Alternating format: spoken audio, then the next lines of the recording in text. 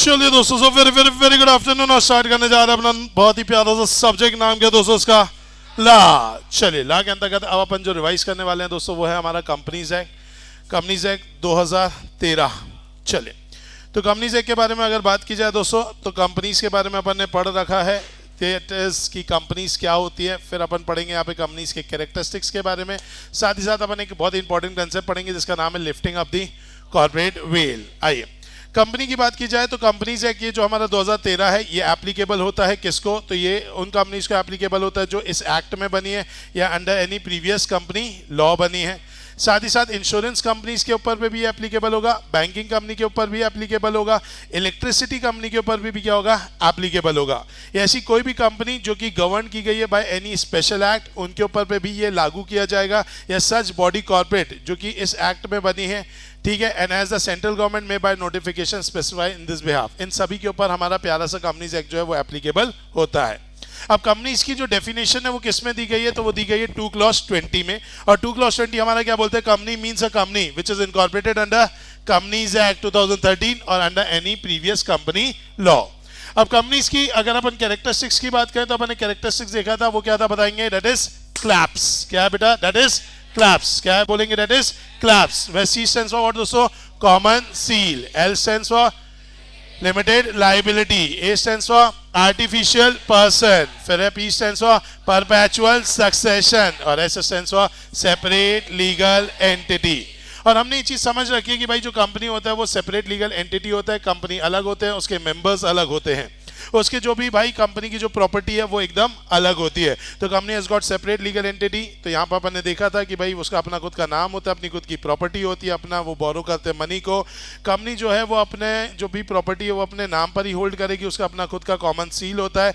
Members and creditors जो भी होते हैं या कोई भी व्यक्ति जो है वो कंपनी के प्रति जो है वो एक से ज्यादा रोल भी क्या कर सकता है दोस्तों? प्ले कर सकता है।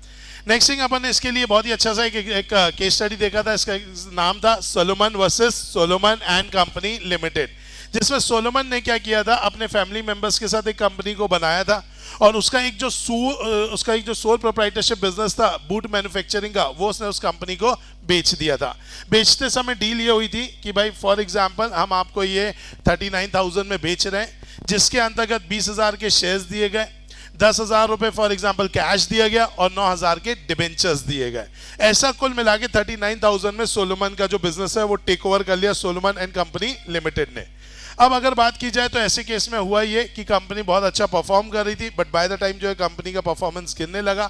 जब गिरा कंपनी का परफॉर्मेंस तो हुआ ये कि कंपनी की एसेट्स जो है वो कम हो गई और कंपनी की लाइबिलिटीज जो है वो ज्यादा थी। अब ज्यादा कैसे थी? तो उसमें डिबेंचर जो कंपनी ने सोलोमन को दिया था वो 9,000 लिखा था, एक्स का 5,000 लिखा था, वाई का 2,000 लिखा था और जेड का भी 2,000 लिखा था। तो कंपनी की मान के चलते हैं लाइबिलिटी कितनी हो गई? 18,000 रुपए की, और कंपनी के पास एसेट मान के चलते कितने की बची? 9,000 की। अब कंपनी अब बंद होने जा रही थी तो कंपनी को पैसा देना था, तो कंपनी ने उठा करके वो पैसा XYZ को ना दे करके किसको दे दिया? सोलोमन को दे दिया और उसके डिबेंचर्स को रीपे कर दिया, रिडीम कर दिया। अब ऐसे केस में भाई जो XYZ थे वो लोग गुस्सा हो गए, उन लोग बोले भाई ये क्या हो गया? सोलोमन ने अपने आप को ही सबसे पहले पैसा दे दिया। पहले तो पैसा किसको दिया जाता है? थर्ड पार्टी को दिया जाता है, क्रेडिटर्स को दिया जाता है। तो ये भाई साहब ने तो पहले ही पैसा अपने आप को दे दिया, और ये तो बहुत ही गलत किया क्योंकि ये कंपनी किसकी है? खुद सोलोमन की है, उसकी वाइफ की है, उसके बच्चों की है, और काम भी पूरा सोलोमन कर रहा है। तो खुद अपना पैसा अपने आप को कौन देता है? ये जो किया गया है वो क्या किया गया है? गलत किया गया है। ऐसा किसका कहना था? दूसरे लोगों का, क्रेडिटर्स का कहना था। तो क्रेडिटर्स ने इसके लिए केस किया। वहां पर कोर्ट में जज साहब ने एक ही चीज पूछी, भैया मुझे बताओ तकलीफ किस बात से? सोलोमन को पैसा मिला इस बात से तकलीफ है कि तुमको पैसा नहीं मिला इस बात से तकलीफ है? बोले साहब सोलोमन को पैसा मिला इस बात से तकलीफ है। भाई हम तो जानते हैं हमको शायद नहीं मिलता क्योंकि हम लोग अनसिक्योर्ड क्रेडिटर है। डिबेंचर कौन होता है? Secured creditor. पहले तो पैसा उसी को मिलता है, लेकिन सोलोमन ने अपने आप को ही पैसा दे दिया। हमें इस बात से क्या हो रही है साहब? तकलीफ हो रही है, क्योंकि सोलोमन ही मालिक है और सोलोमन ही डिबेंचर होल्डर है। अपने आप को कौन अपने आप को पैसा दे सकता है? तो यहाँ पे समझाया गया भैया एक चीज को समझो, कंपनी अलग है, उसके क्रेडिटर्स अलग है, उसका डिबेंचर होल्डर्स अलग है, उसका ओनर अलग है, उसका शेयर होल्डर अलग है। भाई जैसा कि भाई एक व्यक्ति अगर मिस्टर ए जैसा अलग है कंपनी के लिए, सोलोमन अलग है कंपनी के लिए, वैसे ही सोलोमन चाहे तो भाई शेयर होल्डर भी रह सकता है, वो कंपनी का क्रेडिटर भी रह सकता है, वो डिबेंचर होल्डर भी रह सकता है। अभी जो पैसा दिया गया वो ओनर के नाते नहीं दिया गया, किसके नाते दिया गया? डिबेंचर होल्डर के नाते दिया गया। तो यहां पर पैसा जो पहले डिबेंचर होल्डर के नाते अगर सोलोमन को मिला है तो वो एकदम सही है। क्या आपको ये बात समझ में आई दोस्तों? पक्का अच्छे तरीके से? चलिए नेक्स्ट हमने केस लॉ पढ़ा था किसके बारे में? मकावड़ा वर्सेस व्हाट दोस्तों? Northern assurance company limited. इसके बारे में भी अपन ने देखा था दोस्तों कि जो भाई मिस्टर मकौरा थे, मिस्टर मकौरा ने अपना एक कंपनी जो है उन्होंने स्टैब्लिश किया था और उसके अंतर्गत वर्चुअली वही सारे शेयर्स को क्या करते थे बताइए? होल्ड करके रखते थे। उन्होंने क्या लिया? एक इंश्योरेंस लिया, और इंश्योरेंस किसके नाम पे लिया बताइए?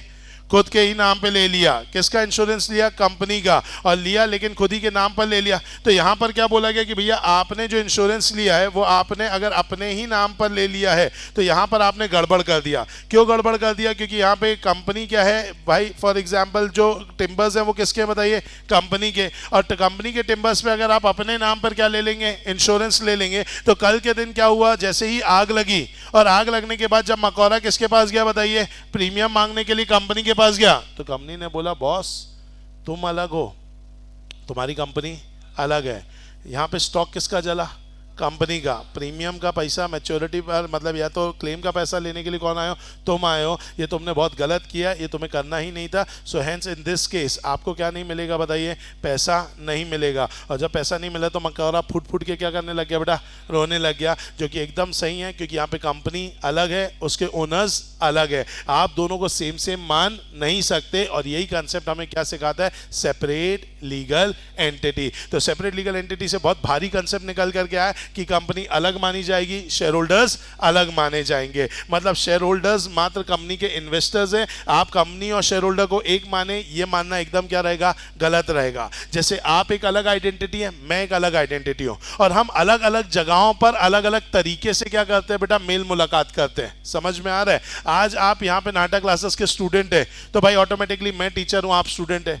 अगर हम यही पार्टी में मिलेंगे कोई, तो क्या वहां पे भी टीचर स्टूडेंट वाला कंसेप्ट रहेगा क्या? No sir. अगर कल के दिन आप सीए बन जाएंगे और आप नाटक क्लासेस का ही ऑडिट करने लग जाएंगे, नाटक क्लासेस को सर्विसेज देने लग जाएंगे, तो क्या वहां पे भी टीचर स्टूडेंट चलेगा? No sir. आप नाटक क्लासेस में ही एज अ फैकल्टी ज्वाइन कर लिए, यहाँ के पार्टनर बन गए, तो भी क्या टीचर स्टूडेंट चलेगा क्या? No sir. जैसे हम दोनों अलग अलग हैं, अलग अलग समय पर अलग अलग तरीके से अपन लोग क्या करते हैं? मेल मुलाकात करते हैं। वैसे ही एक कंपनी के प्रति एक इंसान अलग अलग तरीके से अपने आप को प्रेजेंट कर सकता है। मुकेश अंबानी सुबह सुबह सूट बूट पहन करके रोज ऑफिस पहुंच जाता है, he is the director of the company. For example वो डिविडेंड लेता है तो he is a share holder of the company. उसने कंपनी को पैसा दे रखा है तो he is a creditor of the company. उसने पैसा उधार लेकर के रखा है कंपनी से तो he is the debtor of the company. एक इंसान कंपनी के प्रति अलग अलग रोल्स को प्ले कर सकता है।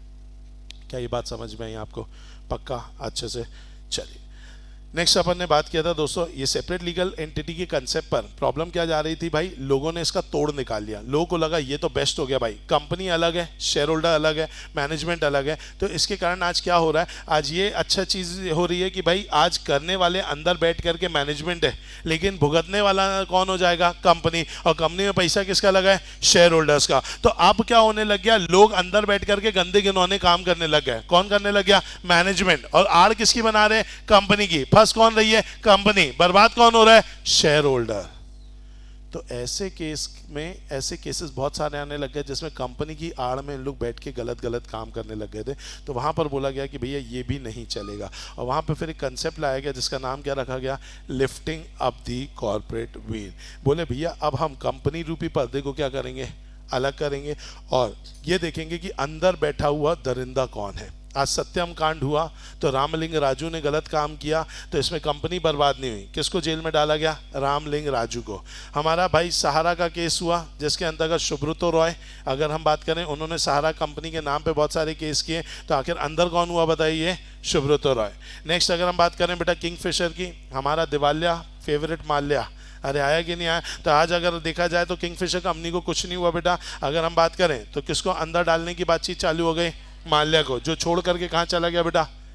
यस विदेश चला गया। तो ऑब्वियस सी बात है अब क्या की जा रही है कि भाई इन लोग कंपनी रूपी पर्दे के ऊपर बैठ करके क्या कर रहे हैं, अंदर बैठ करके गंदे गिनौने काम करने लग गए थे। और हमेशा नाम किसका खराब हो रहा था, कंपनी का। तो अब बोला गया भैया अब ये कंपनी का जो पर्दा है इसको क्या किया जाएगा, उठाया जाएगा। पर्दा है, पर्दा, इसके पीछे है मैनेजमेंट, हमें पकड़ना होगा उस मैनेजमेंट को और हम उसको क्या दिलाएंगे बताइए, सजा।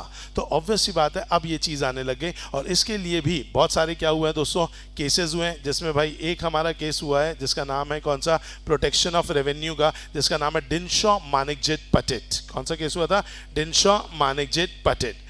डिनशॉ मानिकजेट पटेट के केस में क्या हुआ था भाई, एक चाचा थे डिनशॉ चाचा, जिनके पास फॉर एग्जांपल बहुत सारा पैसा था, मान के चलते 80 लाख रुपए था। अब इस 80 लाख रुपए को वो किस में देते थे भाई, बाजार में ब्याज में देते थे, जिसके कारण उनको 8 लाख का क्या मिलता था, ब्याज मिलता था। 8 लाख जैसे वो घर लेकर के आते थे, पीछे से हमारी ताई आ जाती थी, बेटा कौन सी ताई, निर्मला ताई, वेरी बेटा वेरी गुड। आज वो पॉपकॉर्न भी खाने नहीं दे रही है बेटा, ठीक है। तो अगर अपन बात करें तो अब निर्मला ताई क्या हो गई बेटा, ये पीछे से आ जाती थी और कितना परसेंट लेके जाती थी, 30%। कितना लेके जाती थी, 30%। मतलब यहाँ पर अगर देखा जाए तो 80 लाख का 10% इनको ब्याज आता था हर साल 8 लाख, इसमें से ताई अपना हिस्सा लेने आ जाती थी, मोटा माटी कितने लाख, 2.5 लाख। समझ में आया, तो 2,40,000 वो राउंड फिगर में 2.5 लाख मांग लेती थी बेटा। तो अगर अपन बात करें तो 2.5 लाख रुपए कौन लेकर के चली आती थी, ताई। इससे किसको तकलीफ होती थी बेटा, चाचा को। अरे डिनशॉ चाचा को क्या होती थी बताइए, तकलीफ होती थी। तो चाचा ने क्या किया, दिमाग लगाया। दिमाग किसका लगा, मेरा लगा बेटा। चाचा मेरे पास आए,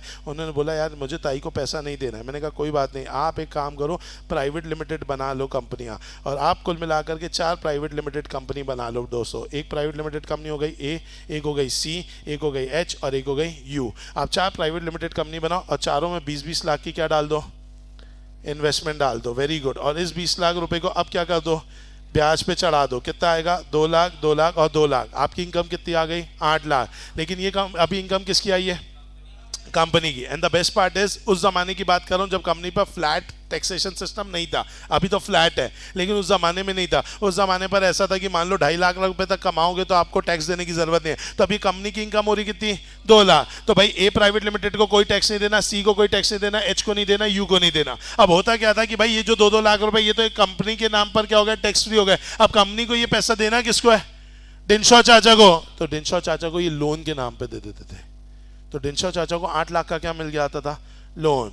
अब इस लोन को इन्हें रीपे थोड़ी ना करना, क्योंकि कंपनी तो इन्हीं की खुद ही की है, बेड डेप्ट की एंट्री पास करने कर देंगे। तो ऐसे केस में अब इनके पास कितने आ गए, 8 लाख। और अब पीछे से कौन आ रही है, ताई, क्या मांगने के लिए, पैसा। अब क्या चाचा देंगे, नो। ऑब्वियस सी बात है, चाचा ने साफ मुंह पे ताई को क्या कर दिया बताइए, मना कर दिया। अब ताई को मना किया तो ताई बैठ गई रिसर्च एंड डेवलपमेंट में कि ऐसा कैसे, ये मैंने पॉपकॉर्न नहीं छोड़ा, ये 2-2 लाख रुपए कैसे छोड़ दूं। तो ऑब्वियस सी बात है, अब ताई ने R&D किया तो ताई को पता चला कि ये जो 4 कंपनी चाचा ने बनाई है, ये चारों कंपनी काई के लिए बनाई गई है, सिर्फ और सिर्फ इन्वेस्टमेंट की इनकम को लेना और टैक्स की चोरी के लिए। आज ये 8 लाख पहले इनके पास आते थे तो 2.5 लाख रुपए मुझे देते थे। आज ये 8 लाख लेकर के आ रहे हैं, लेकिन उधार के नाम पे। बोल रहे भैया ये मेरा उधार है, ये मेरी इनकम नहीं है, लेकिन मजे तो पूरे इनकम वाले ही हो रहे हैं। ऐसा उधार कोई चुकाने वाले भी नहीं है, और ये कंपनियों में कोई काम भी होता नहीं है। मतलब किसी इंसान को टैक्स की चोरी करनी है, वो बस क्या खोल ले, कंपनियां खोल ले। भैया ये तो कितना गड़बड़ हो जाएगा। आज किसी भी इंसान को अपना टैक्स बचाना है, वो क्या खोल लेगा, कंपनियां खोलेगा, कंपनी के नाम पे काम करता रहेगा और कंपनी की उतनी इनकम दिखाता रहेगा जितना तक के टैक्स फ्री है। और ऐसे में वो पैसे के क्या करेगा, टैक्स की चोरी करेगा। तो यहां पर बोल दिया नहीं भैया, अब हम क्या करेंगे, पर्दा है, पर्दा, इस पर्दे को उठाएंगे। अंदर बैठा कौन है, डिनशॉ चाचा, उनको पकड़ेंगे। अब कंपनी के काम को और डिनशॉ चाचा के काम को क्या मानेंगे, शेम मानेंगे। मतलब ये जितनी ACHU, ये जितनी चारों कंपनी है जो इन्होंने इनकम कमाई है, वही इनकम किसकी है, डिनशॉ चाचा की है। तो इसमें डिनशॉ चाचा को अब क्या देना पड़ेगा, टैक्स। क्या ये बात समझ में आई दोस्तों, पक्का। चलिए नेक्स्ट कंसेप्ट अपन ने देखा था दोस्तों, Daimler company limited versus what दोस्तों, रबर कंपनी के बारे में अपन ने देखा था। ठीक है, तो Daimler company limited versus continental tyre, जिसमें अपन ने समझा था कि ये कंपनी जो है भाई वो थी इंग्लैंड की सरजमीन में बनी हुई कंपनी, लेकिन बनाया किसने था दोस्तों, इसको जर्मन्स ने बनाया था। अब इंग्लैंड और जर्मनी के बीच में क्या हो गया दोस्तों, वर्ल्ड वॉर छिड़ गया। अब वर्ल्ड वॉर छिड़ा तो प्रॉब्लम ये हो गई यहाँ पर कि भाई अब इंग्लैंड की सरजमीन में जब जर्मन्स ने कंपनी बनाई थी तो जर्मन्स ने बहुत सारा उधार जो है वो इंग्लैंड के लोगों को दे रखा था। और अब उन्होंने क्या कर दिया, केस कर दिया किसके ऊपर, इंग्लैंड के लोगों के ऊपर। और इंग्लैंड के लोग अब इसको पैसा नहीं दे रहे थे, तो इन्होंने उठा करके केस कर दिया। अब केस कर दिया तो वहां पे जज साहब बोले भाई किस मुंह से तुम लोग पैसा मांगने आए हो, तुम लोग हमारे क्या हो, दुश्मन हो, और अगर तुम हमारे दुश्मन हो तो हमारे लोग तुमको क्या देंगे, पैसा, तुम उससे क्या खरीदोगे, गोला बारूद ये सब खरीदोगे, और किसको मारोगे, हम ही को मारोगे, और पता चला गलती से मुझे लग गई तो मैं ही अपने मौत के लिए क्या दे रहा हूं बताइए, जजमेंट दे रहा हूं। बोले ये सब हमसे ना हो पाएगा।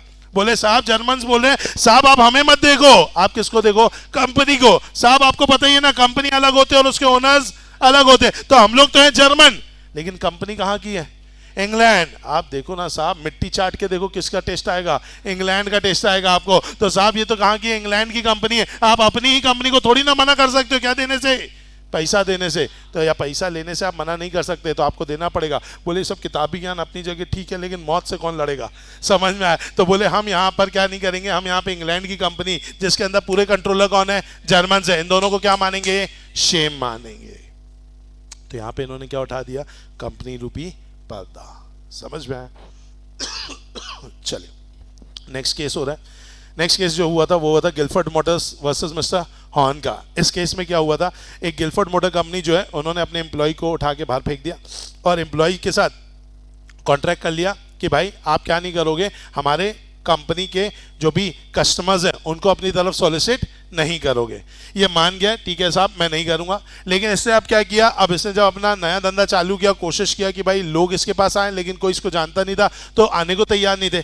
तो इसने उठा करके क्या कर लिया, इसने उठा करके अब एक नई कंपनी खोला और उस कंपनी की आड़ में जो पुरानी वाली कंपनी है उसके कस्टमर्स को अपनी तरफ क्या करने लग गया, सॉलिसिट करने लग गया। अब ऐसे केस में अब जो पुरानी कंपनी है वो पहुंच गई किसके पास, गिलफोर्ड के पास। बोली कि बॉस ये तुम क्या, सॉरी हॉर्न के पास पहुंच गई। हॉर्न को बोला भाई तुमने तो अग्रीमेंट में लिखा था कि तुम हमारे कस्टमर्स को क्या नहीं करोगे, सॉलिसिट नहीं करोगे, तुम तो कर रहे हो। बोले साहब मैं नहीं कर रहा, कौन कर रहा है, कंपनी। बोले कंपनी में कौन है भाई, तुम्हारा दोस्त है, तुम्हारी वाइफ, अगर देखा जाए तुम हो, तुम लोग ही तो हो यहाँ के सारे डायरेक्टर्स वगैरह। बोले देखो साहब मैं अलग हूं और कंपनी अलग है, सॉलिसिटेशन जो भी कर रहा है वो कौन कर रहा है, कंपनी, मैं नहीं कर रहा हूं, मैंने आपके साथ कॉन्ट्रैक्ट किया है, कंपनी ने आपके साथ कॉन्ट्रैक्ट नहीं किया है। तो ऐसे केस में कंपनी के ऊपर अगर आपको केस करना है कर लो, लेकिन आपने कंपनी के साथ तो कोई कॉन्ट्रैक्ट किया नहीं है, तो आप तो उसके ऊपर केस कर भी नहीं सकते। तो हेंस इस केस के अंतर्गत आप मेरे ऊपर पे भी केस नहीं कर सकते। अब ऐसे में तो लोगों को जरिया मिल जाएगा, मैं आपसे कोई कॉन्ट्रैक्ट करूंगा कि चलो मैं ये काम नहीं करूंगा पर्सनली,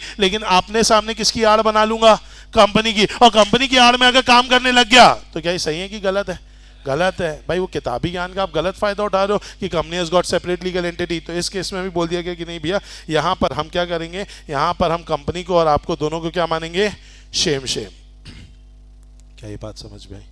चलिए तो ये सारे अपन ने केसेस देखे थे दोस्तों। एक केस हमारे पास और था जिसके अंतर्गत अपन ने देखा था कि एक कंपनी है दोस्तों जिन्होंने क्या किया था, सब्सिडरीज को फॉर्म किया था to act as the agent. कोई काम के लिए अगर होल्डिंग कंपनी को मना कर दिया गया है और अगर उसी काम के लिए अब सब्सिडरी कंपनी जो है वो फॉर एग्जांपल अगर वो काम सब्सिडरी कंपनी को मिल जाए तो होल्डिंग कंपनी ही एक तरीके से सब्सिडरी कंपनी को क्या कर रही है दोस्तों, वहाँ पर मैनेज कर रही है माना जाएगा। तो यहाँ पर अगर होल्डिंग को किसी काम को करने से मना किया गया तो ऑटोमेटिकली सब्सिडरी को भी मना किया ये माना जाएगा। ये बोलना कि होल्डिंग कंपनी अलग है सब्सिडरी कंपनी अलग है, बिल्कुल किताबी ज्ञान के हिसाब से अलग है, लेकिन ऐसे केस में जहाँ होल्डिंग को किसी काम के लिए मना किया गया है तो सब्सिडरी भी ऑटोमेटिकली उस काम के लिए एलिजिबल नहीं होगी। फिर हमने एक कंसेप्ट और पढ़ा था जिसके अंतर्गत अपन ने पढ़ा था दोस्तों workman employed in associated rubber industry limited versus associated rubber industry limited, जिसमें एम्प्लॉइज के साथ एक गलत काम हो रहा था जिसके अंतर्गत क्या किया गया कि कंपनी को बोनस एक्ट लगता था। बोनस एक्ट के तहत आपको मैक्सिमम बोनस देना पड़ता था अगर आपका प्रॉफिट बहुत ज्यादा है तो। अब प्रॉफिट के हिसाब से आपको बोनस देना पड़ता है। अब होता क्या था, कंपनी के पास दो प्रकार के प्रॉफिट आते थे, एक आता था डायरेक्ट प्रॉफिट, एक आता था इनडायरेक्ट प्रॉफिट। जैसे नाटा क्लासेस को फीस मिलती है that is a direct income, और मुझे रेंटल इनकम भी आती है that is a indirect income. मेरी डायरेक्ट इनकम से ज्यादा मेरी इनडायरेक्ट इनकम है, जिसकी वजह से क्या हो रहा था, मुझे इंप्लॉइज को क्या देना पड़ रहा था, बोनस। और डायरेक्ट इनकम क्योंकि कम थी तो मुझे अखरता था इतना बोनस क्यों दूं, उन लोग तो इतना काम भी नहीं कर रहे। तो मैंने उठा करके अपने सारे इन्वेस्टमेंट्स जो है जिनसे इनडायरेक्ट इनकम आती थी एक दूसरी कंपनी में क्या कर दिया, ट्रांसफर कर दिया। अब जैसे ही ट्रांसफर किया तो वहां पर अब बोनस क्या हो गया, कम हो गया, एम्प्लॉइज को दुख होने लग गया कि यार इस साल से बोनस इन लोग कम क्यों दे रहे हैं। तो इन्होंने पता किया कि भाई बहुत सारा इन्वेस्टमेंट जिससे हमको क्या मिलता था बोनस, उसे उठा करके इन्होंने दूसरी कंपनी में क्या कर दिया, ट्रांसफर कर दिया। तो ऐसे केस में बोला गया कि भैया यहाँ पर कि अगर आपने ये गलत काम किया है तो इसमें हम वो कंपनी और जिसमें आपने इन्वेस्टमेंट डाला है उन दोनों कंपनी को क्या मानेंगे, शेम मानेंगे, और यहाँ से हम वो पर्दा उठा देंगे। सेपरेट लीगल एंटिटी नहीं होगा, दोनों क्या होगा, सेम होगा, दोनों का प्रॉफिट क्लब होगा, और क्लब होने के बाद आपको अगेन उतना ही बोनस देना पड़ेगा। क्या ये बात समझ में पक्का अच्छे से? सर तो ऐसे में तो हर जगह पर्दा उठा देंगे। नहीं बेटा, जितने केसेस मैंने बताए सिर्फ उतने ही में ही पर्दा उठेगा। पहला हो गया प्रोटेक्शन ऑफ रेवेन्यू, दूसरा अपन ने देखा जब जर्मनी और इंग्लैंड वाला केस हुआ, तीसरा अगर वर्कमैन वाला केस हुआ था जिसमें हॉर्न ने गलत काम कर दिया था, सॉलिसिटिंग वाला, फिर अभी मैंने बोनस एक्ट वाला बताया और सब्सिडीज वाला बताया। इन 5 ही जगहों पर पर्दे को उठाया जाता है। हर जगह पर्दा उठा दोगे तो जो मेन कंसेप्ट है कंपनी का, that company has got separate legal entity, ये तो खत्म ही हो जाएगा ना। समझ में आया पक्का? चलिए हम क्या पढ़ रहे हैं, कैरेक्टरिस्टिक्स ऑफ द कंपनी, जिसमें अपन क्या पढ़ रहे हैं, क्लैप्स। वह क्लैप्स में अपन ने देखा है अभी सेपरेट लीगल एंटिटी। अब अपन देखेंगे लिमिटेड लाइबिलिटी। जैसा कि आप जानते हैं कि कंपनी की लाइबिलिटी जो होती है, कंपनी के मेंबर्स की लाइबिलिटी जो होती है वो कैसी होती है बेटा, लिमिटेड। अब कंपनी के मेंबर्स की लाइबिलिटी जो है वो 2 प्रकार की होती है। पहली होती है कंपनी लिमिटेड बाय शेयर्स और एक होती है कंपनी लिमिटेड बाय गारंटी। एक और होती है जो रेयरेस्ट होती है, जैसे अपन क्या बोलते हैं, unlimited company. Company limited by shares में जो मेंबर्स की लाइबिलिटी है वो कितने अमाउंट की होती है, up to the amount unpaid on shares. और कंपनी लिमिटेड बाय गारंटी में आपका जो रहता है वो रहता है कितना अमाउंट का, अप टू द अमाउंट जितना आपने अग्री किया है वो भी आपको देना पड़ेगा at the time of winding up of the company. Next thing अपन ने समझा था दोस्तों, that is about the artificial person, की कंपनी जो है वो एक आर्टिफिशियल पर्सन है। जैसे नेचुरल पर्सन शादी कर सकता है, डिवोर्स ले सकता है, मर सकता है, बीमार हो सकता है, वैसी सारी चीजें किसमें नहीं होती है, कंपनी में नहीं होती। लेकिन सारे मजे इसको किसके जैसे मिलते हैं दोस्तों, पर्सन के जैसे मिलते हैं। नेक्स्ट अपन ने देखा था दोस्तों, that is about the perpetual succession. Perpetual succession यही बोलता है कि कंपनी अलग है, इसीलिए आज अगर सारे के सारे मेंबर्स रहें या कोई मेंबर आए या कोई मेंबर जाए, कंपनी को उससे कोई फर्क नहीं पड़ता। अगर सारे के सारे मेंबर्स की डेथ हो भी जाती है तो भी कंपनी खत्म नहीं होगी, वहां पे कंपनी जो है वो चल रही है ये माना जाएगा, भले ही सारे मेंबर्स की क्या हो जाए दोस्तों, डेथ हो जाए। नेक्स्ट अपन ने पढ़ा था कॉमन सील। कॉमन सील आज की डेट में कंपनीज के केस में क्या हो गया बेटा, ऑप्शनल हो गया। और अगर आपको कोई भी डॉक्यूमेंट अगर साइन कराना है कंपनी से तो उसमें कॉमन सील होनी चाहिए। अब अगर कॉमन सील नहीं है तो ऐसे केस में ऑथराइजेशन किसके द्वारा किया जाएगा, बाय 2 डायरेक्टर्स और by a director and the CS। अगर कंपनी के पास क्या है, CS है तो या तो 2 डायरेक्टर साइन करते हैं या तो 1 डायरेक्टर और 1 CS साइन करता है। क्या ये बात आपको समझ में आई पक्का अच्छे तरीके से? चलिए तो ये चीज़ अपन ने बात कर लिए दोस्तों। चलिए अगर हम बात करें नेक्स्ट, तो अब अपन बात करने वाले हैं दोस्तों बहुत ही इंपॉर्टेंट कंसेप्ट की, जो कि एग्जाम में आएगा ही आएगा। That is known as what दोस्तों, टाइप्स ऑफ कंपनीज। चलिए टाइप्स ऑफ कंपनीज के बारे में अगर अपन बात करें दोस्तों, तो कंपनी को बहुत अलग अलग तरीक़ों से क्या किया गया दोस्तों, कैटेगराइज किया गया है। पहला है on the basis of liability, दूसरा है on the basis of members, तीसरा है on the basis of okay, चौथा है on the basis of okay, और 5वां है on the basis of the object. चलिए अगर अपन बात करें ऑन द बेसिस ऑफ, सबसे पहले बात करेंगे अपन कंट्रोल के बारे में। On the basis of control 3 प्रकार की कंपनी होती है बेटा, एक होती है होल्डिंग कंपनी, एक होती है सब्सिडरी कंपनी, एक होती है एसोसिएट कंपनी। होल्डिंग कंपनी को अपन क्या बोलते हैं, पापा कंपनी। सब्सिडरी कंपनी को अपन क्या बोलते हैं, बेटा कंपनी। और अगर अपन बात करें एसोसिएट कंपनी को अपन बोलते हैं अपनी दोस्त कंपनी।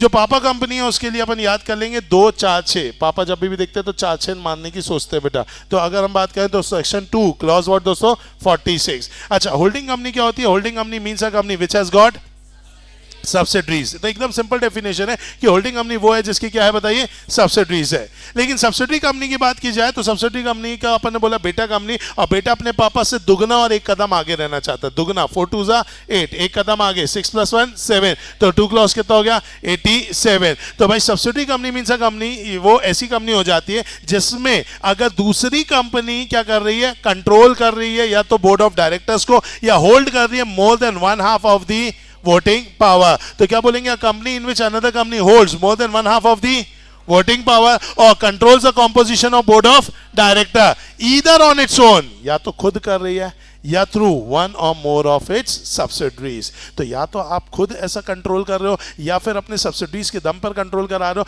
तो आपकी कंपनी क्या कहलाएगी बताइए दोस्तों? Subsidiary company. तो holding company means a company which has got subsidiary. Subsidiary company means a company in which another company holds more than one half of the total voting power. अब voting power बोला मतलब क्या इसमें preference shares भी आएंगे? No sir, सिर्फ कौन से शेयर्स आएंगे? इक्विटी शेयर्स आएंगे। And control the composition of board of director का मतलब ये है कि आपके पास राइट है to appoint and remove what दोस्तों? डायरेक्टर्स। क्या ये बात समझ में? चलिए 2 क्लॉज 6 की अगर अपन बात करें, दैट इज एसोसिएट कंपनी। साहब what is associate company? Associate company मतलब दोस्त कंपनी जिसका हमारी जिंदगी में कैसा इन्फ्लुएंस रहता है? Significant influence. And significant influence का मतलब क्या हो जाता है दोस्तों? 20%। कितना परसेंट होता है बताइए? 20%। तो उसका 20% ऑफ वोटिंग पावर होना चाहिए। तो उसका सिग्निफिकेंट इन्फ्लुएंस है, बट वो क्या नहीं होनी चाहिए? सब्सिडरी नहीं होनी चाहिए। तो in which other company have a significant influence, that is कम से कम कितना परसेंट? 20%। तो 20% से ज्यादा कहां तक के? 50%। क्योंकि 50% से प्लस जाएगा तो फिर यहां पर क्या बन जाएगा? वो होल्डिंग कंपनी। मतलब फिर वो दोस्ती किस में बदल जाएगी? रिश्तेदारी में। अरे समझ में आया? वो काम नहीं करना है। तो ऑब्वियस सी बात है दोस्तों, तो यहाँ पे सिग्निफिकेंट इन्फ्लुएंस है, दैट इज कम से कम 20%। मैक्स टू मैक्स कितना जाएगा? 50%। But which is not a subsidiary company and includes joint venture. Joint venture के भी केस में अपन क्या बोलते हैं? It is a associate company. क्या ये बात समझ में आ गई आपको? पक्का बोलो यस और नो। चलिए फिर अपन बात करने चाहेंगे दोस्तों, एक हो गया होल्डिंग कंपनी, एक हो गया सब्सिडरी कंपनी। आइए अब होल्डिंग और सब्सिडरी के ऊपर ना बहुत सारी केस स्टडीज आती है, बहुत सारी केस स्टडीज आती है। अब इसमें केस स्टडीज में आपको ये चीज़ ज़रूर ध्यान रखनी है दोस्तों कि यहाँ पर अगर कई बार केस स्टडीज में ऐसा होता है कि एक एक्स लिमिटेड है, उसका एक है वाई लिमिटेड, एक है जेड लिमिटेड, ये दोनों उसकी सब्सिडरी है। जो वाई लिमिटेड और जेड लिमिटेड है उन्होंने ए लिमिटेड में पैसा लगाया है। वाई लिमिटेड ने लगाया है 26% और जेड लिमिटेड ने लगाया 25%, मान के चलते। अब देखा जाए तो वाई लिमिटेड और ए लिमिटेड एक तरीके से एसोसिएट कंपनी है, जेड लिमिटेड और ए लिमिटेड भी कैसी है? Associate company. लेकिन अगर हम बात करें जो एक्स लिमिटेड है, जिसके बच्चे कौन है? वाई और जेड लिमिटेड है, तो एक्स लिमिटेड का पास जो होल्डिंग पावर होगी वो किसकी है? वाई ने भी जो होल्ड किया है वो भी किसका है? एक्स का। और जेड ने भी जो होल्ड किया वो भी किसका माना जाएगा? एक्स का। तो इंडिविजुअली इसका 26% है, इसका 25% है, बट दोनों का मिलाओ तो कितना हो रहा है? 51%। और ये 51% किसका होगा? एक्स का होगा। तो एक्स यहां पर क्या बन जाएगा? Holding company. किसका बन जाएगा बताइए? ए लिमिटेड का। क्या आपको ये बात समझ में आ रही है? पक्का अच्छे तरीके से। तो इस तरीके की केस स्टडीज़ हमारे बुक में भी बहुत सारी दी गई है दोस्तों। अगर आपने क्वेश्चन बैंक देखा होगा तो क्वेश्चन बैंक से इस तरीके के प्रॉब्लम्स को ज़रूर आप क्या करेंगे दोस्तों? सॉल्व करके जाएंगे। ठीक है, तो अगर आप देखेंगे यहाँ पर तो मैं आपको एक बार दिखा भी देता हूँ कुछ अगर यहाँ पर अपन को देखने के लिए मिल जाएगा। चलिए तो अब यहाँ पर देखेंगे होल्डिंग सब्सिडरी, ये रहा। क्या आपको दिख रहा है? ध्यान से देखेंगे, एक क्वेश्चन ही करते हैं। Popular product limited is a company incorporated in India having share capital कितना करोड़ बेटा? 20 crore. Share capital comprises of 12 lakh equity share and 8 lakh preference shares. हमें इज्जत किसको देनी है? इक्विटी शेयर्स को देनी है। वेरी गुड, ठीक है। उसके बाद अगर अपन बात करें अच्छा, Delight Limited, Product Limited and Happy Product Limited hold 2,30,000 और 3.5 lakh shares respectively in where दोस्तों? Popular Product. इसका मतलब क्या हो गया बताइए यहाँ पर कि भाई यहाँ पे जो डिलाइट प्रोडक्ट लिमिटेड है और हैप्पी प्रोडक्ट लिमिटेड है, ये कौन है बताइए? सब्सिडरीज है। ठीक है, 2,30,000 3.5 लाख रिस्पेक्टिवली उन्होंने किस में लगाया बताइए? पॉपुलर प्रोडक्ट में। अनदर कंपनी एक चेयरफुल प्रोडक्ट लिमिटेड है जो होल्ड कर रही है कितना बताइए? 2.5 lakh shares in where? Popular limited. Jovial limited is the holding company of all the above 3 companies. तो आपने देखा यहाँ पर। अब इस पे अपन को क्या बनाना पड़ेगा? एक बार पहले डायग्राम। जब तक आप डायग्राम नहीं बनाएंगे ये चीज़ इतनी क्लियर नहीं होगी। तो चलिए आइए इधर पे अपन देखते हैं क्या कंसेप्ट है। यहाँ पर अगर अपन बात करें, we are talking about Popular products limited के बारे में अपन बातचीत कर रहे हैं। इसके अंतर्गत इसके पास कितने शेयर्स है बताइए? 12 लाख शेयर्स है। उसके साथ साथ अपन ने देखा है कितने डिलाइट प्रोडक्ट और हैप्पी प्रोडक्ट है जिनके 2,30,000 एंड 3.5 लाख शेयर्स है। इन किस में डाला हुआ है उन्होंने? पॉपुलर लिमिटेड में। मतलब एक ऊपर कंपनी कौन सी रहेगी बताइए? अगर हम बात करें तो यहाँ पर अगर हम बात करें तो एक है कौन सी? डिलाइट, और एक और कौन सी है बताएंगे? हैप्पी। इसने पैसा लगाया, डिलाइट ने कितना लगाया? 2,30,000 और इसने कितना पैसा लगाया? 3.5 लाख। ठीक है भैया, किस में लगाया इन लोगों ने? पॉपुलर में। चलिए भाई नेक्स्ट। अनदर कंपनी एक चेयरफुल प्रोडक्ट लिमिटेड है, वो इसने भी 2.5 लाख लगाए किस में? पॉपुलर में, तो एक और कंपनी हो गई, उसने कितने लगाए बताइए, 2.5 लाख लगाए। तो भाई एक ने 2,30,000 लगाए, एक ने 3.5 लगाए, एक ने कितना लगाए, 2.5 लाख। किस में लगाए बताइए, प्रोडक्ट में। अच्छा, इन तीनों कंपनी के पापा कौन है, जोवियल है। अरे अब डायग्राम बनाओ तो ज़्यादा समझ में आता है। अब अगर अपन बात करें पॉपुलर कितने का है, 12 लाख शेयर्स का है। अब 12 लाख में अगर देखा जाए 2,30,000 कुछ परसेंटेज हो रहा है क्या, नहीं। अगर अपन बात करें तो 12 लाख का 2,30,000 मतलब मोटा मोटी कितना परसेंटेज हो गया, 20% के आसपास। 20 भी पूरा नहीं हुआ, क्योंकि 20 होने के लिए 2,40,000 चाहिए। तो यहाँ पर डी और पी का होल्डिंग सब्सिडरी या एसोसिएट कुछ है क्या, नो। एच की बात की जाए, एच और पी में क्या यहाँ पर है क्या holding subsidiary associate, yes sir. कौन सा है बताइए, एसोसिएट। इसके बाद सी की भी बात की जाए तो ये भी क्या रहेगा, एसोसिएट। लेकिन क्वेश्चन हमारा एसोसिएट के ऊपर नहीं है। क्वेश्चन क्या बोल रहा है देखेंगे, Jovial limited is the holding company of all the above 3 company namely Delight, Happy and Cheerful. Can Jovial limited be termed as subsidiary of Popular. थोड़ा उल्टा क्वेश्चन पूछ लिया है। क्या पूछ लिया इन्होंने कि क्या जोवियल को आप सब्सिडरी बोलेंगे क्या पॉपुलर की, नो सर। बल्कि अगर 2,30,000 प्लस 3.5 लाख प्लस 2.5 लाख करें तो 2,30,000 प्लस 3.5 लाख प्लस 2.5 लाख कितना होता है बताइए, बताइए। 8,30,000, 8,30,000 हो रहा है। और इसका टोटल कितना आ रहा था, 12 लाख। अब 12 लाख में से 8,30,000 बच्चों ने लगाया। किसके बच्चों ने, जोवियल के बच्चों ने। तो जोवियल के बच्चों का जो है वो खुद किसका है, जोवियल का है। तो ऑटोमेटिकली अगर अपन बात करें तो जोवियल क्या कहलाएगा, होल्डिंग किसका, पॉपुलर का। सर ये तो उल्टा क्यों पूछ लिया, कंफ्यूज करने के लिए। तुम डायग्राम बनाओगे नहीं, घूम जाओगे और आंसर वहां लिख के आ जाओगे, yes yes jovial is a subsidiary of popular.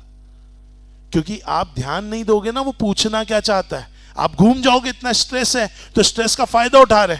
आपके दिमाग में रहेगा हाँ हाँ सही है, ठीक है, कैलकुलेट कर लिए, सब तो सही है, और फटाक से आंसर लिखोगे जो कि गलत होगा। जानबूझ के क्वेश्चन उठाया। तो इसके अंतर्गत ये याद रखो, क्वेश्चन क्या पूछा, डायग्राम बनाना अनिवार्य है। पहली बार ही रीड करोगे डायग्राम, पहले से ही क्या करोगे बताइए, बनाओगे। तो अगर अपन बात करें दोस्तों यहाँ पर, तो ये बेसिकली जोवियल की बात की जाए तो जोवियल क्या होगा, होल्डिंग कहलाएगा। किसका कहलाएगा बताइए, किसका, पॉपुलर का। ओके, अब यहाँ पे एक और क्वेश्चन पूछा गया, can Jovial limited be termed as subsidiary of Popular limited. पहला ये पूछा। दूसरा, if it controls the composition of board of director of Popular limited. अगर वो कंट्रोल भी करता है, अगर जोवियल कंट्रोल करता है किसका, बोर्ड ऑफ डायरेक्टर्स, किसका, पॉपुलर का, तो भी भाई वो क्या कहलाएगा, होल्डिंग कहलाएगा। ठीक है, state the related provision in favour of your answer. क्या ये बात समझ में आई आपको दोस्तों, पक्का, अच्छे तरीके से। चल एक क्वेश्चन और देख लेते हैं, इसमें अपन ने और क्वेश्चंस भी हैं। चलो, तो ये ज़रूर आप क्या करेंगे, देख करके जाएंगे इन क्वेश्चंस को, बहुत ही इंपॉर्टेंट है। और कोई है, ये वाला देखेंगे। चलो ये वाला देखेंगे, क्या बोल रहा है, पेड अप शेयर कैपिटल किसकी बताइए, एवीएस प्राइवेट लिमिटेड की। कितने करोड़ है, 1 करोड़ है। और उसमें 8 लाख क्या है, इक्विटी शेयर। तो हमें सिर्फ किससे मतलब है बताइए, इक्विटी शेयर से। चलिए भाई, अगर अपन बात करें उसके बाद XYZ प्राइवेट लिमिटेड और BCL private limited are holding 3 lakh और 1.5 लाख। अब इसमें कौन कौन लगाया है बताइए, XYZ लगाया और BCL लगाया है। कितना लगाया बताइए यहाँ पे, 3 लाख और 1.5 लाख लगाए। ठीक है बॉस, 3 लाख और 1.5 लाख लगाए। XYZ private and BCL are the subsidy of TSR। इन दोनों के पापा कौन है, TSR है, मतलब TSR सबसे ऊपर है। उसके 2 बच्चे हैं, XYZ और BCL। और BCL ने क्या किया हुआ है, AVS में क्या लगाया हुआ है, पैसा। एक ने लगाया कितना, 3 लाख, और एक ने कितना लगाया, 1.5 लाख। अब 3 लाख से अगर देखा जाए और 1.5 लाख से होल्डिंग सब्सिडी तो आ नहीं रहा है, क्योंकि 50% से ज्यादा चाहिए। अब 8 लाख का 50% कितना होता है, 4 लाख। 4 लाख से ज्यादा चाहिए। अब देखा जाए तो इनका इंडिविजुअली तो 4 लाख नहीं है, लेकिन दोनों को कंबाइन करें और उसके पापा का माने तो क्या हम बोल सकते हैं उसके पापा का 50% से ज्यादा है। ऐसा। अब नेक्स्ट क्वेश्चन आपसे पूछ रहे हैं क्या, कि examine whether AVS private limited is a subsidy of TSR private limited. अब देखो सीधा क्वेश्चन पूछा, क्या एवीएस जो है वो सब्सिडी है, बच्चा है क्या टीएसआर का। यस सर, वो टीएसआर पापा है और एवीएस क्या हो जाएगा, बच्चा। Would your answer be different if TSR has 8 out of total 10 director on board of director of ABS private limited. क्या तुम्हारा आंसर तब बदल जाता जब टीएसआर के 8 मतलब 10 डायरेक्टर जो हैं उसमें से 8 डायरेक्टर एवीएस में काम करते हैं। इसका मतलब वो कंट्रोल कर रहा है, किसको कंट्रोल कर रहा है, composition of board of director को। क्या आंसर तुम्हारा चेंज हो जाता, नो सर। क्या ये बात समझ में आई, पक्का, अच्छे तरीके से, कोई भी डाउट तो नहीं है, फिक्स है। चलिए, तो ये हो गया हमारा किसके बारे में बताइए, that is about the holding and subsidiary. क्या ये बात समझ में? चलिए, तो पहला पॉइंट अगर अपन बात करें तो यहाँ पर है कि भाई अगर हम बात करें on the basis of liability है, ठीक है, ऑन द बेसिस ऑफ क्या अपन ने देख लिया बताइए, मेंबर्स देख लिया, ऑन द बेसिस ऑफ अपन ने अभी on the basis of members देखना बाकी है, on the basis of liability देखना बाकी है, अभी अपन ने सिर्फ क्या देखा, on the basis of control, एक देखा है होल्डिंग, एक है सब्सिडरी और एक है एसोसिएट। अब आइए ऑन द बेसिस ऑफ क्या देखेंगे, मेंबर, एक है कौन सी कंपनी, पब्लिक कंपनी, और एक है कौन सी कंपनी बताइए, प्राइवेट कंपनी। चलिए, प्राइवेट कंपनी के दो बच्चे बेटा, एक को अपन बोलते हैं ओपीसी और एक को क्या बोलते हैं, स्मॉल कंपनी। आइए सबसे पहले बात करेंगे प्राइवेट कंपनी की कि साहब ये प्राइवेट कंपनी क्या होती है, बहुत ध्यान से समझेंगे। प्राइवेट कंपनी एक ऐसी कंपनी है जिसमें होते हैं PRL, क्या होता है बोलो, PRL, where P stands for prohibition, R stands for restriction, L stands for limitation। prohibition किस चीज को लेकर के, regarding the invitation to public to subscribe the security। restriction किस बात को लेकर के, transferability of shares, and limitation किस बात को लेकर के, number of members, कितने रह सकते हैं, 200। इस 200 की काउंटिंग में अपन क्या नहीं करेंगे बताइए, joint shareholder will be counted as 1। okay, employee who by virtue of employment becomes a member will not be counted। an employee जो कि ex employee हो गया है बट वो member बना था because of virtue of employment will also not be counted। क्या ये याद रहेगा आपको पक्का? इसके दो बच्चे, एक है स्मॉल कंपनी और एक है कौन सा, ओपीसी। स्मॉल कंपनी के ऊपर आता ही ये क्वेश्चन, ध्यान रखेंगे। स्मॉल कंपनी क्या होती है बेटा, it is a company which is other than public company, it is a company which is other than public company, और उसका जो पेड अप शेयर कैपिटल है शुड नॉट एक्सीड, वर्ड देखो, does not exceed, which does not exceed कितना crore, 4 crore, and turnover does not exceed कितना, 40 करोड़। तो याद रखेंगे small company means a company which is not a public company and whose paid up share capital does not exceed 4 crore and turnover does not exceed 40 crore। ऐसी company को अपन क्या बोलते हैं बताइए, स्मॉल कंपनी। याद रखेंगे कुछ स्मॉल कंपनी के अंतर्गत कुछ कंसेप्ट जो है वो लागू नहीं होते, जैसे कि होल्डिंग कंपनी जो है वो कभी भी क्या नहीं हो सकती, स्मॉल नहीं हो सकती। सब्सिडरी कंपनी भी है जो वो कभी क्या नहीं हो सकती बताइए, स्मॉल नहीं हो सकती। इसके अलावा जो भी कंपनी सेक्शन 8 वाली है वो भी क्या नहीं हो सकती बताइए, स्मॉल नहीं हो सकती। तो भाई होल्डिंग कंपनी कभी स्मॉल नहीं हो सकती, सब्सिडरी कंपनी कभी स्मॉल नहीं हो सकती, सेक्शन 8 कंपनी भी कभी क्या नहीं हो सकती, स्मॉल नहीं हो सकती। ऐसी company which is govern by any special act और स्टैट्यूट वो भी क्या नहीं हो सकती, स्मॉल नहीं हो सकती। याद रहेगा ये पक्का, स्मॉल कंपनी के ऊपर पे भी केस स्टडी आने के चांसेस रहते हैं। चलिए नेक्स्ट आते हैं अपन ओपीसी के ऊपर। ओपीसी अगेन इट इज अ बच्चा, किसका बच्चा, प्राइवेट कंपनी का। तो इसमें भी क्या होगा, PRL, P for prohibition, R for, L for limitation. लेकिन लिमिटेशन में इसमें एक खास बात है, क्या खास बात है कि इसमें लिमिटेशन में मिनिमम मेंबर भी कितने हैं, 1, और मैक्सिमम मेंबर भी कितने हैं, 1। क्या ये बात समझ में आई पक्का? चलिए नेक्स्ट आते हैं दोस्तों concept of OPC. Concept of OPC में अगर अपन बात करें तो आपको अगर ध्यान रखना पड़ेगा कि अगर जिस भी पर्सन को आप मेंबर बनाना चाहते हैं उस मेंबर के अंतर्गत कुल मिलाकर के 3 गुणों की बात की गई है, लेकिन 3 में से कितने गुण होने चाहिए, 2। पहली चीज़ तो वो होना चाहिए एक जिंदा इंसान।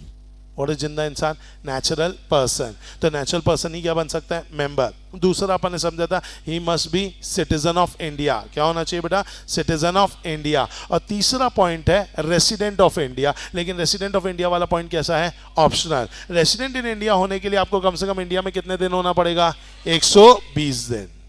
समझ में आ गया? चलिए अगर ये नेचुरल पर्सन की डेथ होती है तो फिर इसकी गद्दी में आगे कौन बैठेगा, नॉमिनी बैठेगा। नॉमिनी के लिए भी सेम कंसेप्ट होता है। क्या कंसेप्ट है कि भैया कौन बन सकता है नॉमिनी, पहला नेचुरल पर्सन, दूसरी चीज अपन ने समझी है वो भी क्या होना चाहिए, सिटीजन ऑफ इंडिया, और तीसरी चीज वो रेसिडेंट ऑफ इंडिया हो या ना हो, दोनों चलेगा। प्रोहिबिशन में कुछ खास बात आपको ध्यान रखनी पड़ेगी, कभी भी जो ओपीसी है वो एनपीसी जैसा काम नहीं कर सकता, मतलब वो नॉट फॉर प्रॉफिट में नहीं आ सकता। कभी भी वो non banking financial investment activities में एंटर नहीं हो सकता, और they can not invest in any other body corporate, ये आपको याद रखना पड़ेगा। इसके अलावा अगर अपन बात करें, अगर नॉमिनी किसी को भी बनना है तो वो नॉमिनी अगर बनना चाहता है तो वॉलंटरी बन सकता है, और अगर बीच में कभी विड्रॉ करना पड़ेगा नॉमिनी को तो वो ऑटोमेटिकली अपने आप को विड्रॉ भी कर सकता है। हमेशा याद रखेंगे एक इंसान एक ही ओपीसी का मेंबर बन सकता है, एक इंसान एक ही ओपीसी का नॉमिनी बन सकता है। समझ में? एक इंसान एक ही ओपीसी का मेंबर बन सकता है, एक इंसान एक ही ओपीसी का नॉमिनी बन सकता है। एक ओपीसी में एक ही मेंबर हो सकता है और एक ओपीसी में एक ही नॉमिनी हो सकता है। मतलब अचिन नाहटा 2 ओपीसी खोलना चाहता है, Nahata classes OPC, Achin OPC बन सकता है, दोनों में मेंबर, नो साहब। दोनों में नॉमिनी बन सकता है, नो साहब। एक में मेंबर, एक में नॉमिनी बन सकता है, यस साहब। क्या ये बात समझ में आई?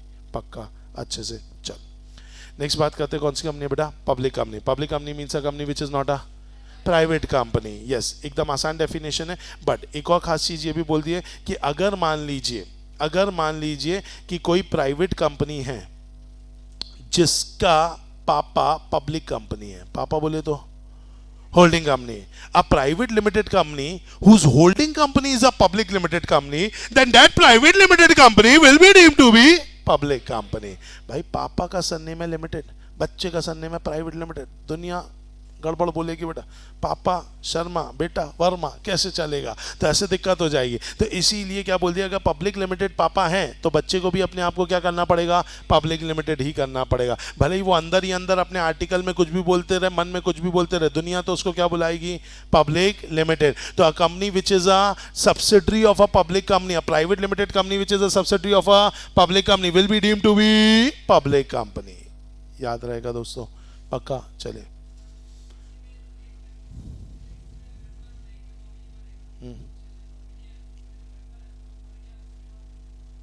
वेरी गुड, बहुत ही शानदार क्वेश्चन आया कि सर आपने बताया कि आप एक में मेंबर बनेंगे, एक में आप नॉमिनी बनेंगे ओपीसी में। तो मैं नाटा ओपीसी में मेंबर हूं, अचिन ओपीसी में क्या हूं? नॉमिनी हूं। अब अचिन ओपीसी में मिस्टर ए जो कि मेंबर बने थे, अब वो हमारे बीच में नहीं रहे, तो नॉमिनी को ही किसकी गद्दी मिलेगी? मेंबर की। तो सर आप तो नाटा ओपीसी में भी मेंबर हो गए और अचिन ओपीसी में भी क्या हो गए? मेंबर हो गए। ऐसा हो सकता है क्या?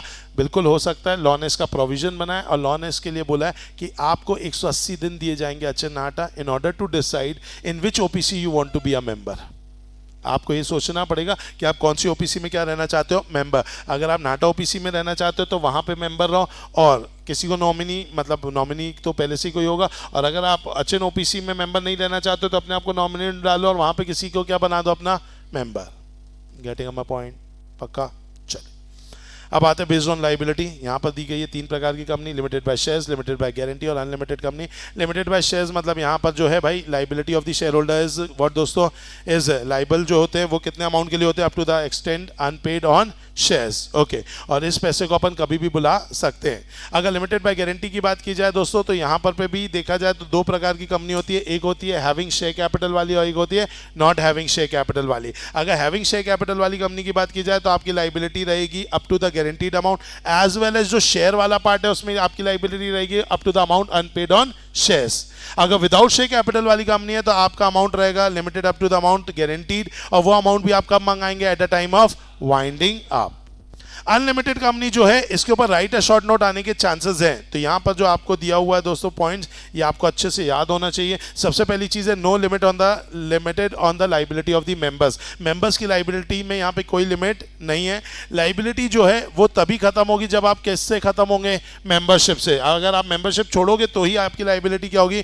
खत्म होगी। ठीक है, अगर हम बात करें liability is not unlimited till the time company is not wound up. जब तक कंपनी चल रही है तब तक तुम अनलिमिटेड लाइबल नहीं हो, क्योंकि हर चीज के लिए तुम्हारे घर पे नहीं आ जाएंगे वो लोग। ये तो लाइबिलिटी अल्टीमेटली जब कंपनी बंद होती है तब जो फाइनल हिसाब किताब होता है तब मेन लाइबिलिटी अराइज होती है। तो अनलिमिटेड कंपनी के केस में ऐसा डर डर के मत जीना कि कभी भी कोई मेरे घर पे घुस जाएगा कि कंपनी ने पैसा लिया था अब तू देगा, तो ऐसा नहीं होता। लाइक हम पार्टनरशिप में भी तो हमारी लाइबिलिटी कैसी है बोलो? अनलिमिटेड है। तो क्या हर कोई हमारे घर पे घुस जाता है क्या? नो। पहले तो सारा काम कहाँ होता है? फर्म में। जिस दिन फर्म डिसॉल्व होगी, सब कुछ खत्म हो जाएगा, पैसा देने के लिए नहीं होगा, तब अपन कहाँ जाएंगे बताइए?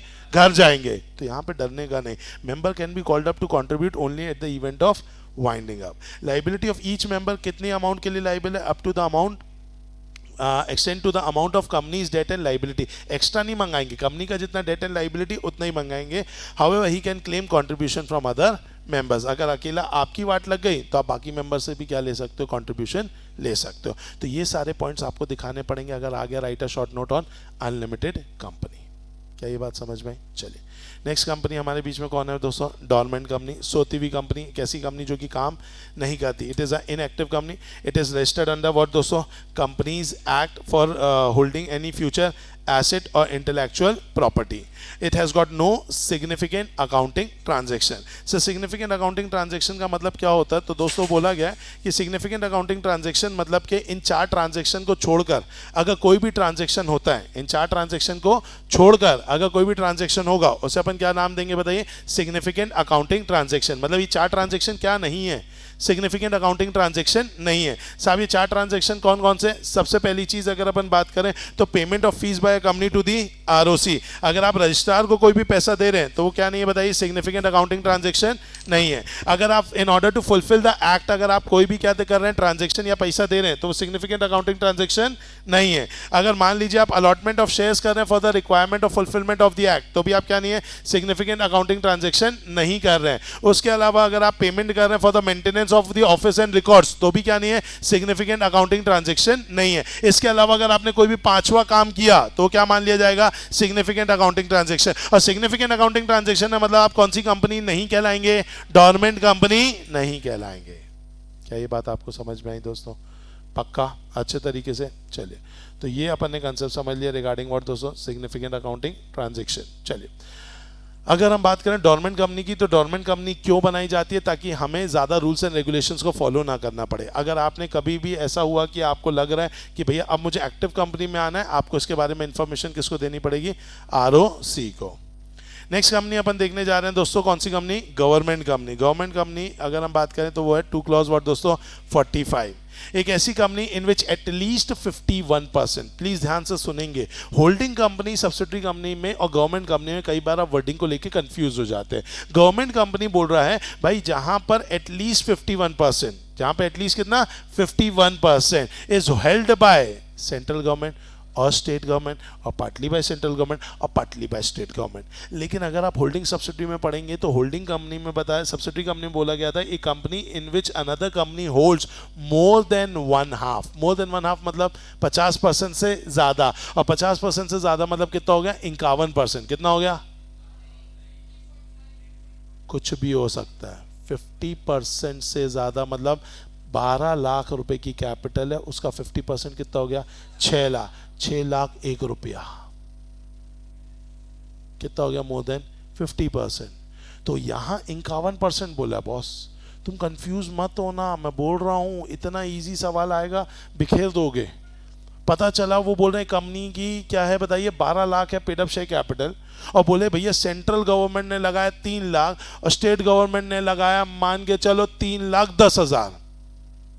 अब आपसे पूछे बताओ क्या ये गवर्नमेंट कंपनी है या नहीं है? एक ने लगाया 3 लाख, एक ने लगाया 3,10,000। क्या ये गवर्नमेंट कंपनी है? सोच लो, यस और नो, मुझे सबके जवाब चाहिए। तुमको लिख के दे देता हूँ। एक कंपनी है जिसका नाम है ए लिमिटेड। इस कंपनी में सेंट्रल गवर्नमेंट ने लगाया 3 लाख, स्टेट गवर्नमेंट ने लगाया 3,10,000, सीजी ने लगाया इतना, एसजी ने लगाया इतना, और इसकी टोटल कैपिटल कितनी है? 6 लाख, नहीं 6 नहीं सॉरी 12 लाख। तो 12 लाख की कैपिटल है ए लिमिटेड की। 3 लाख लगाया सेंट्रल गवर्नमेंट ने, स्टेट गवर्नमेंट ने लगाया 3,10,000। जल्दी जवाब दो, क्या ये गवर्नमेंट कंपनी है? बोलो, गवर्नमेंट कंपनी है या नहीं है? है या नहीं है? है या नहीं है? अगर गवर्नमेंट कंपनी देखना है तो आपको क्या करना पड़ेगा? 51%। 12 लाख का 51% कितना होगा? 6,12,000। यहाँ कितना हुआ? कहाँ से गवर्नमेंट कंपनी है? मत लगाओ ज़्यादा दिमाग, समझ में आया कि नहीं आया? लेकिन अगर मैं ये बोल दूं कि ए लिमिटेड जो है एक कंपनी है BSNL which is a government company, उसने 6,10,000 रुपये लगाया है। कुछ समझ में आया? एक कंपनी है जिसका नाम क्या है? BSNL। उसने 6,10,000 रुपये लगाया है किस में? ए लिमिटेड में। और BSNL कौन सी कंपनी है? गवर्नमेंट कंपनी है। तो अब जानना चाहते हैं ए लिमिटेड क्या है? क्योंकि एक और पॉइंट है कि a subsidiary of a government company will also be termed as a government company. Subsidiary of government company है, गवर्नमेंट नहीं है। तुम सीजी और एसजी का भी यही पूछोगे डाउट, एक डाउट आ ही रहा है आपके माइंड में, मुझे पता है कि सर वहां पे भी तो सेंट्रल गवर्नमेंट और स्टेट गवर्नमेंट को मिला के 6,10,000 तो हो गया था, तो सब्सिडरी हो गया ना। सेंट्रल गवर्नमेंट कोई कंपनी है क्या? स्टेट गवर्नमेंट कोई कंपनी है क्या? कंपनी की कोई सब्सिडरी होती है ना बेटा, getting my point? Mukesh Ambani का अगर 51% रिलायंस में, तो मुकेश अंबानी को बोल दो ना, Mukesh Ambani is a holding company of Reliance industries, बोलो। नहीं है ना, वो आदमी है, जिंदा है बेटा। क्या कर रहे हो, समझ में आएगी नहीं? वो आदमी है, आदमी है मतलब वो कंपनी नहीं है, उसका होल्डिंग सब्सिडरी वाला कंसेप्ट नहीं लागू होता है। तो सीजी का पैसा, एसजी का पैसा जो है वो बेसिकली सिर्फ क्या करेगा, वो 51% पे ही देखना होगा, और subsidiary of a government company will become a government company. तो अगेन अगर आपसे कोई पूछे व्हाट इज गवर्नमेंट कंपनी, तो क्या बोलेंगे? Government company means a company in which at least 51% of the paid up share capital, voting power नहीं, paid up share capital is either held by central government or state government, or partly by central government or partly by state government, and a company which is a subsidiary of a government company is also termed as a government company. क्या ये बात समझ में आई? पक्का अच्छे से? चल, next concept है पीएफआई। पीएफआई जो कि हमारे कोर्स में आई गेस नहीं है, बट ठीक है पढ़ लेते हैं। पीएफआई क्या होता है दोस्तों? अगर हम PFI that is public financial institute के बारे में बात करें तो वो क्या होता है? तो एलआईसी एक पीएफआई है, IDFC infrastructure development finance company limited, ये भी पीएफआई है। कुछ यूटीआई के अगर हम बात करें, specified company referred to in UTI, वो भी क्या है बताइए? Public financial company.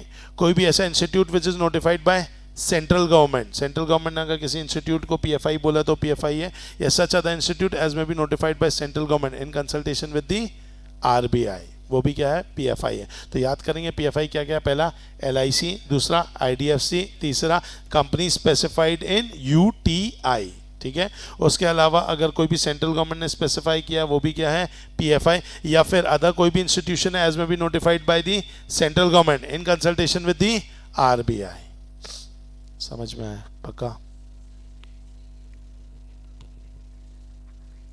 Paid up share capital में, हाँ अगर पेड अप शेयर कैपिटल की बात की जाए तो उसमें इंक्लूड होता है। यस, चल, क्या ये बात समझ में आ रही है? पक्का? कोई भी डाउट तो नहीं इसमें? चलिए, तो यहाँ पर अपन ने सारी कंपनीज देख ली हैं दोस्तों। अपन ने देख लिए कंपनीज, पहली अपन ने देख लिया कौन कौन सी। यहाँ पर अगर हम बात करें तो हमने चेक कर लिया है, कहाँ चला गया इसका? अच्छा ऊपर यहीं तो है, हाँ। तो अगर अपन बात करें तो अपन ने कौन कौन सी कंपनीज पढ़ ली है? पहला लिमिटेड बाय शेयर्स हो गया, लिमिटेड बाय गारंटी हो गया, पब्लिक कंपनी लिमिटेड हो गया, प्राइवेट लिमिटेड हो गया, ओपीसी हो गया, स्मॉल हो गया।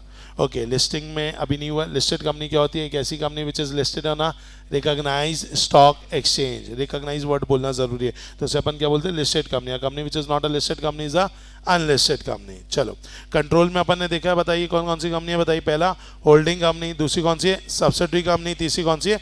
Associate company. इसके अलावा अपन ने गवर्नमेंट कंपनी देख लिया है, डोरमेंट कंपनी देख लिया है, foreign company. Foreign company two clause word दोस्तों 42 क्या बोलता है? Foreign company a company which is incorporated outside India but having a place of business in India, उसे अपन क्या बोलेंगे? Foreign company. और लास्ट में अब आ जाता है हमारा चैरिटेबल कंपनी। इंस्टीट्यूट का फेवरेट है ये चैरिटेबल कंपनी, इस पर भी अच्छा क्वेश्चन बनाते हैं ये लोग। चैरिटेबल कंपनी को अपन प्यार से क्या बोलते हैं बेटा? NPC. What is NPC? Not for profit company. ये जो एनपीसी होती है बेटा, ये एनपीसी की एक खास बात ये है कि इन्हीं को अपन सेक्शन 8 कंपनी भी बोलते हैं। क्या बोलते हैं बताइए? Section 8 company. अच्छा, ये जो नॉट फॉर प्रॉफिट कंपनी होती है, इस नॉट फॉर प्रॉफिट कंपनी के अंतर्गत क्या ऐसा है कि ये लोग पैसा नहीं कमाते हैं? कमाते हैं, पैसा बहुत कमाते हैं, लेकिन ये लोग क्या नहीं कमाते? प्रॉफिट नहीं कमाते। इसका मतलब है कि एक ऐसी कंपनी है दोस्तों जिस कंपनी का मेन ऑब्जेक्ट है to promote commerce, art, science, religion, commerce, art, science, religion, commerce, art, science, religion, commerce, art, science, religion, charity और एनी अदर यूजफुल ऑब्जेक्ट। तो एक कंपनी जो कि इन ऑब्जेक्ट को प्रमोट करने के लिए बनाई गई है। जो कंपनी है भाई वो अपना पूरा पैसा इन्हीं ऑब्जेक्ट में लगाती है, और कंपनी क्या नहीं करती है बताइए? डिविडेंड नहीं देती। किसको? मेंबर्स को।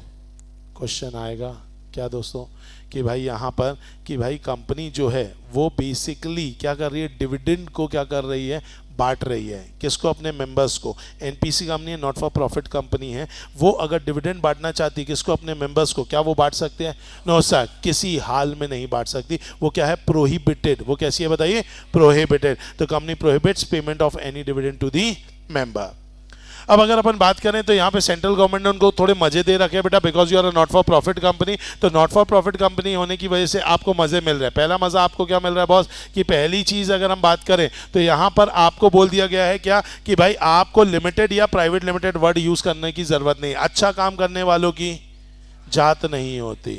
तो इन्हें ना लिमिटेड वर्ड यूज़ करना है ना ही प्राइवेट लिमिटेड वर्ड यूज़ करना है। वो सारे प्रिविलेजेस लेंगे लिमिटेड कंपनी के। सबसे अच्छी बात ये है फर्म भी इसमें मेंबर बन सकती है। फर्म जो कि पार्टनरशिप फर्म होती है, जिसके क्या नहीं होते, सेपरेट लीगल एंटिटी नहीं होती, बट फिर भी वो यहाँ पर क्या बन सकती है बताइए, मेंबर बन सकती है। अगर आपको कोई भी क्लॉजेस को चेंज करना है तो आपको इसके लिए अप्रूवल किससे लेना होगा, सेंट्रल गवर्नमेंट से। क्या ये बात समझ में आई? और एक लास्ट चीज़ यहाँ पर अगर आप चाहें तो नोट कर सकते हैं, अगर इन्हें नोटिस देना पड़ता है बेटा, इन्हें नोटिस देना पड़ता है किसका, AGM का, जनरल मीटिंग का, तो नोटिस ऑफ जनरल मीटिंग ये देते हैं 14 डेज एडवांस। कब देते हैं बेटा, 14 डेज एडवांस। जनरली बाकी कंपनीज के लिए 21 डेज है, बाकी कंपनीज के लिए कितना है, 21 डेज। अदर कंपनीज पर लगता है 21 डेज का क्लॉज, लेकिन तुमको थोड़ा बोला ठीक है यार थोड़ा लेट दे देना, कोई बात नहीं, 21 दिन पहले से बताने की जरूरत नहीं, 14 दिन पहले भी बताए तो भी चलेगा। क्या बोलती पब्लिक, फिक्स है, पक्का? चलिए नेक्स्ट यहाँ पर ध्यान देंगे, एग्जाम में ये क्वेश्चन भी आ चुका है, रिवोकेशन ऑफ लाइसेंस, कि भाई सेंट्रल गवर्नमेंट कब लाइसेंस रिवोक कर लेगा। तो आप मुझे बताइए कब सेंट्रल गवर्नमेंट लाइसेंस रिवोक करेगा, जब आप क्या नहीं करोगे, कंडीशन फॉलो नहीं करोगे। तो जब एनी ऑफ द रिक्वायरमेंट और कंडीशन जिसके कारण आपको लाइसेंस मिला था, अगर आप वो कंडीशन को पूरा नहीं करते हो, वायलेट करते हो, तो ऐसे केस में आपको क्या कर दिया जाएगा, आपके लाइसेंस को रिवोक कर दिया जाएगा। जैसे ही लाइसेंस को रिवोक करेंगे तो अब आपको कौन सा वर्ड लिखना पड़ेगा, लिमिटेड, या फिर लिखना पड़ेगा प्राइवेट लिमिटेड। क्या आपको ये बात समझ में आई, पक्का? चलिए order of the central government, central government की अगर अपन बात करें दोस्तों, तो बोल दिया गया कि जैसे ही लाइसेंस रिवोक होगा, सेंट्रल गवर्नमेंट अब इससे क्या करेगी, इस कंपनी को ऐसे ही छोड़ देगी क्या, नहीं। अच्छा लाइसेंस रिवोक किया तो बोल देंगे ना अब से बस तुम NPC वाला काम नहीं करना, चलो घर जाओ। तो इन लोग तो पूरा पैसा बांट के घर चले आएंगे, ये तो मजे हैं भाई, हर कोई NPC खोले, बहुत सारा पैसा अंदर करे और क्या कर ले बताइए, बाहर निकल जाए, तो ये तो मजे हो जाएंगे। तो इसीलिए बोल दिया गया नहीं बॉस ऐसा आप नहीं कर सकते, इसमें सेंट्रल गवर्नमेंट क्या कर देगी, अमेलगमेट करवा देगी आपको दूसरी कंपनी के साथ। और याद रखना दूसरी कंपनी भी ऐसी कंपनी होगी जिसका ऑब्जेक्ट सिमिलर होगा। मतलब मैंने अगर कोई नॉट फॉर प्रॉफिट कंपनी खोली है उन लोगों के लिए जो लोग ब्लाइंड है, और अब अगर मैंने कुछ लफड़ा कर दिया और NPC बंद हो रही होगी, तो ये कंपनी को किसी ब्लाइंड स्कूल या किसी ब्लाइंड एसोसिएशन जो कि ब्लाइंड पीपल के लिए बनाएंगे उसके साथ ही अमेलगमेट किया जाएगा। वो वाली कंपनी जो कि नशा मुक्ति वाला कंसेप्ट चलाती है, आप बोले उसमें हमें ऐसे क्या करना है, अमेलगमेट करना है, तो उसमें अमेलगमेट किया नहीं जाएगा। साहब ऐसा क्यों बेटा, NPC not for profit company के पास पैसा कहाँ से आएगा, क्या ये लोग धंधा करते हैं क्या, नो सर। तो इनको पैसा कहाँ से आता है, चैरिटी से आता है। कुछ लोग होते हैं बेटा जो लोग पैसा देना चाहते हैं, अब उनका ये पैसे का मन यही था कि वो ऐसे लोगों के पास जाए जो कि ब्लाइंड है, उनके लिए मैं पैसा खर्चा करना चाहता हूँ, मुझे वो नशा मुक्ति के लिए पैसा खर्चा नहीं करना।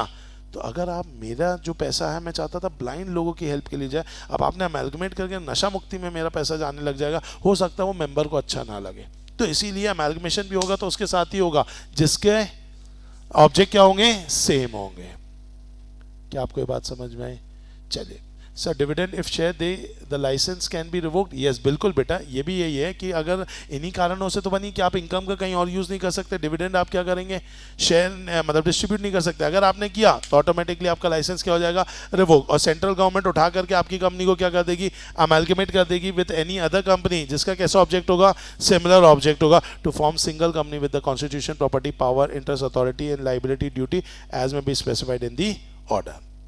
सिर्फ इतना ही नहीं होगा, आपके ऊपर क्या लगेगा दोस्तों, फाइन पेनल्टी भी लगेगी। अगर कंपनी ने डिफॉल्ट किया है तो कंपनी को भी पनिशेबल होगा with a fine which shall not be less than 10 lakh, लेकिन वो कहाँ तक जाएगा, 1 करोड़। डायरेक्टर और एवरी ऑफिसर के ऊपर भी पनिशमेंट लगेगी जो कि कहाँ से लगेगी, 25,000, और कहाँ तक जाएगी बेटा, 25 लाख।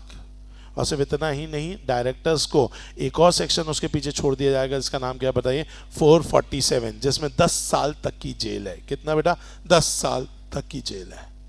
क्या ये बात समझ में? एग्जाम में ना एक क्वेश्चन आता है, हाउ NPC इज इनकॉर्पोरेटेड। ये CA फाउंडेशन में क्वेश्चन रिपीटेडली 2 बार आ चुका है, और ये क्वेश्चन उन्होंने CA एंटर से कॉपी करके डाला है। NPC कैसे इनकॉर्पोरेट होती है वो मैं आपको अभी नहीं पढ़ा सकता। क्यों नहीं पढ़ा सकता? वो ऐसे इनकॉर्पोरेट होती है, देखो बेटा, इनकॉर्पोरेट करने का ये पूरा तरीका है, चार्ट बना हुआ है, दिख रहा है आपको? यस, तो ये पूरा चार्ट है, ये इनकॉर्पोरेट करने का तरीका है बेटा। तो ये मैं आपको अभी नहीं पढ़ाऊंगा क्योंकि आपने इसका पैसा भी नहीं दिया है, समझ में आया? तो ऑब्वियस ही बात है, ये पार्ट किसका बेटा? सीए इंटर का है, ठीक है। तो इसे अपन कहाँ पढ़ेंगे? सीए इंटर में। तो ऑब्वियस ही बात है, ये अपने कोर्स का पार्ट नहीं, लेकिन बहुत बार आईसीएआई ने सीए फाउंडेशन पे ही ये क्वेश्चन को पूछ लिया। अब आप उतना अच्छा आंसर नहीं लिख सकते जो सीए इंटर में दिया, तो कुल मिलाकर के उस समय आपको सिर्फ एनपीसी के बारे में बताना है और वो सब बताना है कि अच्छा काम करने वालों की जात नहीं होती, प्राइवेट लिमिटेड लिमिटेड, फिर आपको उनके बारे में ये बताना है 14 डेज वाला। तो ये सारी चीज़ें आपको करनी होगी। क्या आपको ये बात समझ में? तो क्वेश्चन आया इनकॉर्पोरेशन के ऊपर तो कंफ्यूज नहीं हो जाना कि सर ने पढ़ाया ही नहीं है, क्योंकि एक्चुअली में हमारे कोर्स में ही नहीं है, मॉड्यूल में कहीं इनकॉर्पोरेशन नहीं है, एनपीसी के बारे में ही है। तो एनपीसी के बारे में जितना नॉलेज होगा आप वो लिख करके आ सकते हैं, क्योंकि वो वही टेस्ट कर रहे हैं। क्या आपको ये बात समझ में? पक्का? अच्छे से। चलिए, तो यहाँ पर अपन ने क्या कर लिया दोस्तों, ये कंसेप्ट के बारे में पूरा जो है पढ़ लिया है। मुझे उम्मीद है आपको समझ में आ गया होगा। पक्का? चलिए अब चलते हैं नेक्स्ट पढ़ाओ की ओर। जो कंसेप्ट है इसका नाम क्या है? इनकॉर्पोरेशन। कंपनी को क्या करना है बताइए दोस्तों? पैदा करना है, इनकॉर्पोरेट करना है। अब कंपनी को पैदा करना है दोस्तों, तो बाकायदा आप कंपनी को पैदा करना चाहते हैं तो आपको यहाँ पर बेसिकली कुछ कंडीशंस को पहले फॉलो करना पड़ेगा, जिसमें सबसे पहली चीज़ ये बोल दी गई कि अगर कंपनी को इनकॉर्पोरेट करना है तो सबसे पहले वी नीड 2%। हमें क्या चाहिए होंगे बताइए? 2 या 2 से ज़्यादा पर्सन चाहिए होंगे। तो सबसे पहले होना चाहिए एसोसिएशन ऑफ पर्सन। अगर प्राइवेट लिमिटेड कंपनी बनाना चाहते हो तो कितने लोग चाहिए? 2। और पब्लिक लिमिटेड कंपनी बनाना चाहते हो तो 7 लोग चाहिए। फिर चाहिए हमें कॉमन ऑब्जेक्टिव। क्या चाहिए भाई? Common objective. और फिर आपको जाना पड़ेगा आरओसी के पास। आरओसी हमारा कौन है? मंदिर। और मंदिर में आपको भाई जाना है इनकॉर्पोरेशन के लिए, तो पूजा की थाली पूरी लेके जानी है। उस थाली में आपको रखना होगा एमओए, आपको रखना होगा एओए, आपको रखना होगा declaration from the subscriber. Subscriber किस चीज का डिक्लेरेशन करेंगे? जिसमें पहला डिक्लेरेशन ये बोलेंगे कि भैया हम कभी भी पीएमएफ में कॉन्विक्ट नहीं हुए। किसमें कॉन्विक्ट नहीं हुए? पीएमएफ में। Where P stands for promotion, M stands for management, F stands for formation. तो promotion, management and formation of the company में हम कभी भी क्या नहीं हुए? कॉन्विक्ट नहीं हुए।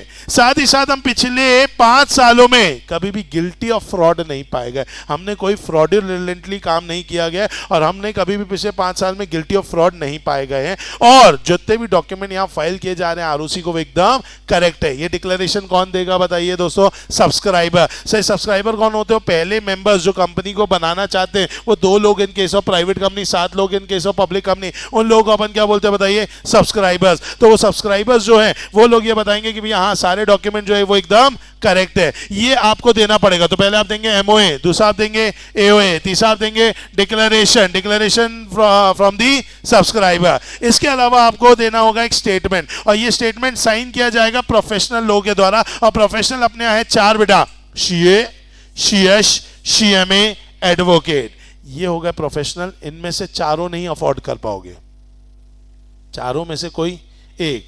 जायदाद ले लेंगे इन लोग। अरे समझ में आया? तो सीए, सीएस, सीएमए चारों से मत ले लेना, नहीं तो आधी जायदाद उसमें ही चली आएगी। कंपनी में क्या डालोगे बेटा? तो ऑटोमेटिकली एक साइन की कीमत बहुत ज्यादा है इन लोगों की, ठीक है? एटीट्यूड बहुत है इनके अंदर। तो अगर अपन बात करें तो ये जो प्रोफेशनल लोग हैं इन लोगों में से किसी एक से ही आपको साइन कराना होगा। और साथ ही साथ डायरेक्टर, सेक्रेटरी, मैनेजर, ये लोग क्या करेंगे बेटा? एक स्टेटमेंट देंगे कि हाँ साहब हमने सारी रिक्वायरमेंट ऑफ द एक्ट क्या कर दी है? फुलफिल कर दिया। फिर आपको एड्रेस बताना होगा। साहब किसका एड्रेस? किसका? Of the company. Very good बेटा। डायरेक्टर वगैरह का एड्रेस का क्या करना है? घर जाना है क्या उसके? नलायक, ठीक है। तो किसका चाहिए आपको एड्रेस बेटा? कंपनी का। तो कंपनी का आपको रजिस्टर्ड ऑफिस का एड्रेस क्या करना पड़ेगा? देना पड़ेगा। और साथ ही साथ डिटेल्स भी देनी पड़ेगी ऑफ दी सब्सक्राइबर। डिटेल के नाम पे like name, surname, address, nationality, occupation, ये सब बताना होगा। और अगर कंपनी एक बॉडी कॉर्पोरेट है तो आपको such other matter as may be prescribed. इतना सब दोगे किसको? आरओसी को। तो आरओसी आपको बोलेगा तथास्तु। और तथास्तु अगर आपको बोलेगा तो आपको साथ में क्या देगा? Certificate of incorporation. और सर्टिफिकेट ऑफ इनकॉर्पोरेशन इंपॉर्टेंट है बॉस।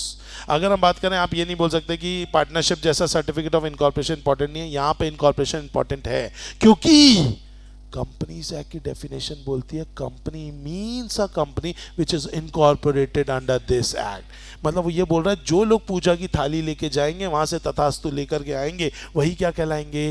कंपनी। फर्म में ऐसा कुछ नहीं है, घर ही बैठे बैठे फर्म बन जाती है। कंपनी घर बैठे बैठे नहीं बनती। इसके लिए आपको आरओसी के पास जाना है, वहां से सर्टिफिकेट लेके आना है। जो सर्टिफिकेट में डेट है उसी दिन तुम पैदा हुए ये माना जाएगा। मतलब जो डेट सर्टिफिकेट में डाली जाएगी उसी डेट पे तुम क्या हुए हो, पैदा हुए हो, ये माना जाएगा। और उसी दिन में अगर आप पैदा हुए हैं मतलब कि भाई उसी दिन से आपके कंपनी के क्या मिलेंगे बताइए, मजे मिलेंगे। सब कंपनी के कौन से मजे मिलेंगे?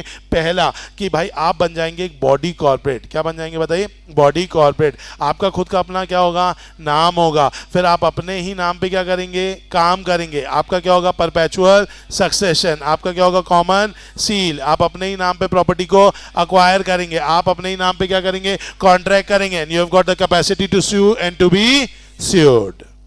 क्या ये बात समझ में आई? पक्का।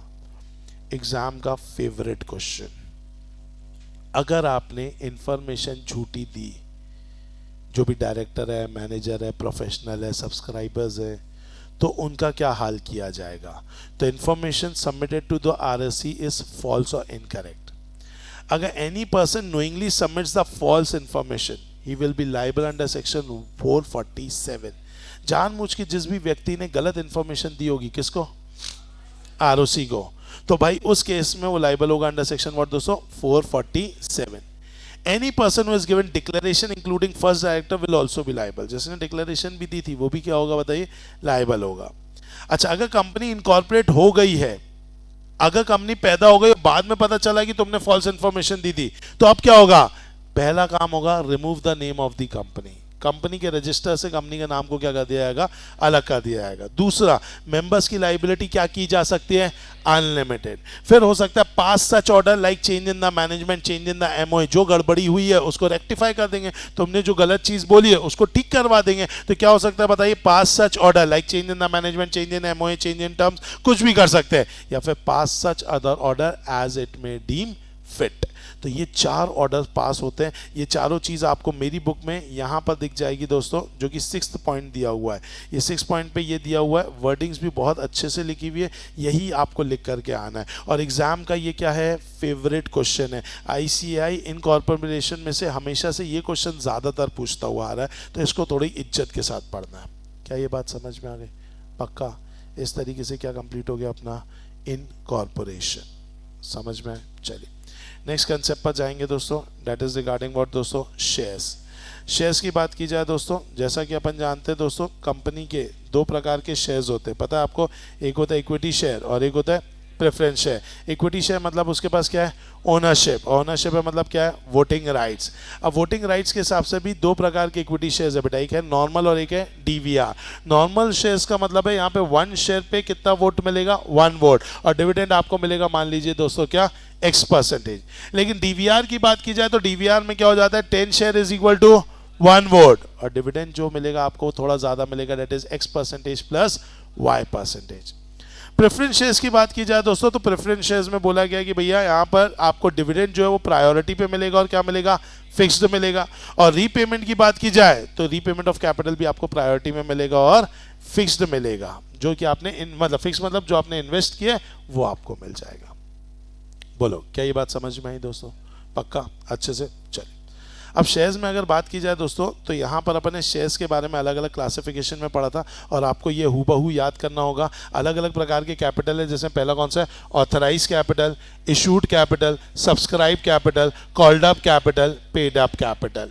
अगर अपन बात करें ऑथराइज कैपिटल की, इसी का एक और नाम है जिसको अपन क्या बोलते हैं, नॉमिनल कैपिटल। याद रखना, it is a capital as is authorised by the MOA to be the maximum amount of capital of the company. वापस से बोलेंगे मेरे साथ, it is such capital as is authorised by MOA, it is authorised by MOA, it is authorized by MOA to be the maximum amount of share capital of the company.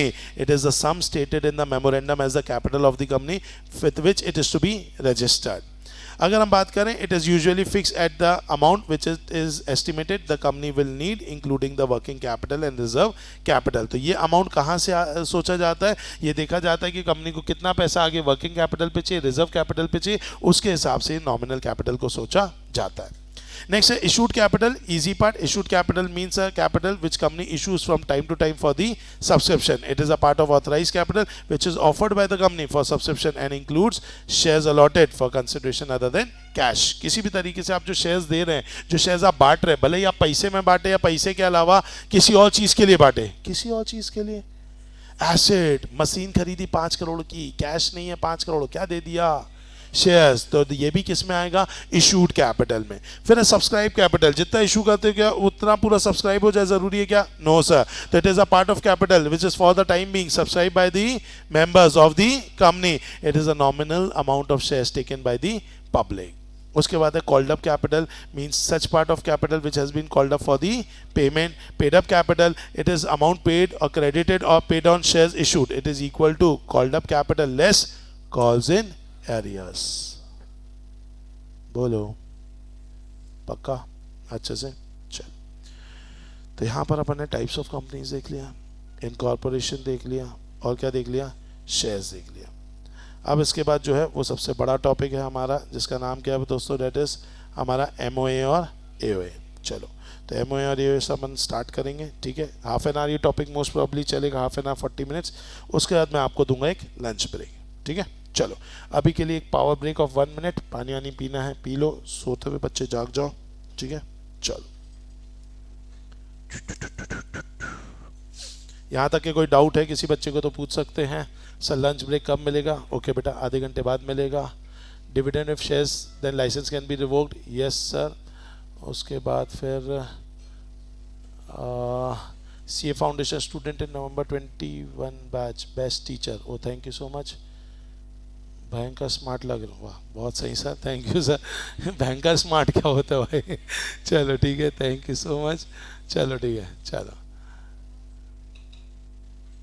Sir आप best पढ़ा रहे हो, तो I am able to understand everything, oh thank you so much बेटा, thank you so much. चलिए,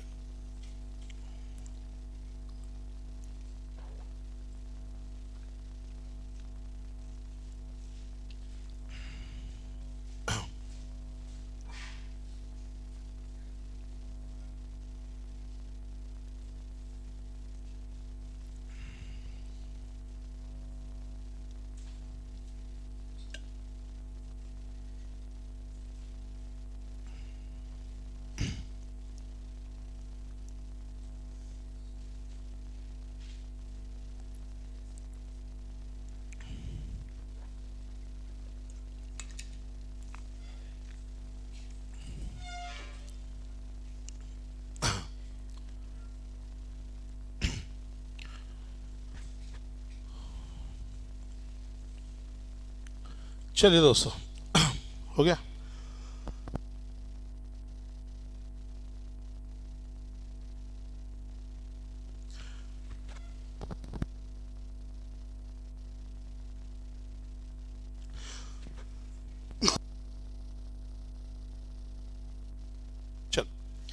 चलिए दोस्तों, start करने जा रहे हैं अब अपन नेक्स्ट कंसेप्ट। हमारे दो डॉक्यूमेंट्स के बारे में अपन बातचीत करेंगे। एक डॉक्यूमेंट है हमारा जिसे अपन बोलते हैं एमओए, और एक और है जिसका नाम है एओए।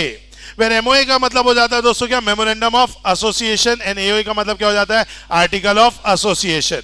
जो एमओए है भाई और एओए, ये दोनों बहुत ही इंपॉर्टेंट डॉक्यूमेंट है when we talk about the companies incorporation, क्योंकि कहीं ना कहीं जब पूजा की थाली लेके जानी पड़ती है तो सबसे पहली चीज क्या लेकर के जाते हो, एमओए और एओए। साहब ये एमओए क्या होता है, एमओए को एक तरीके से चार्टर ऑफ द कंपनी बोला गया, और ये जो है ये बहुत ही इंपॉर्टेंट डॉक्यूमेंट है जिसके ऊपर कंपनी का पूरा जो बेस है वो बना हुआ है। It is a key document containing the vital details about the company. It is a most important document as regard to the incorporation of the company is concern.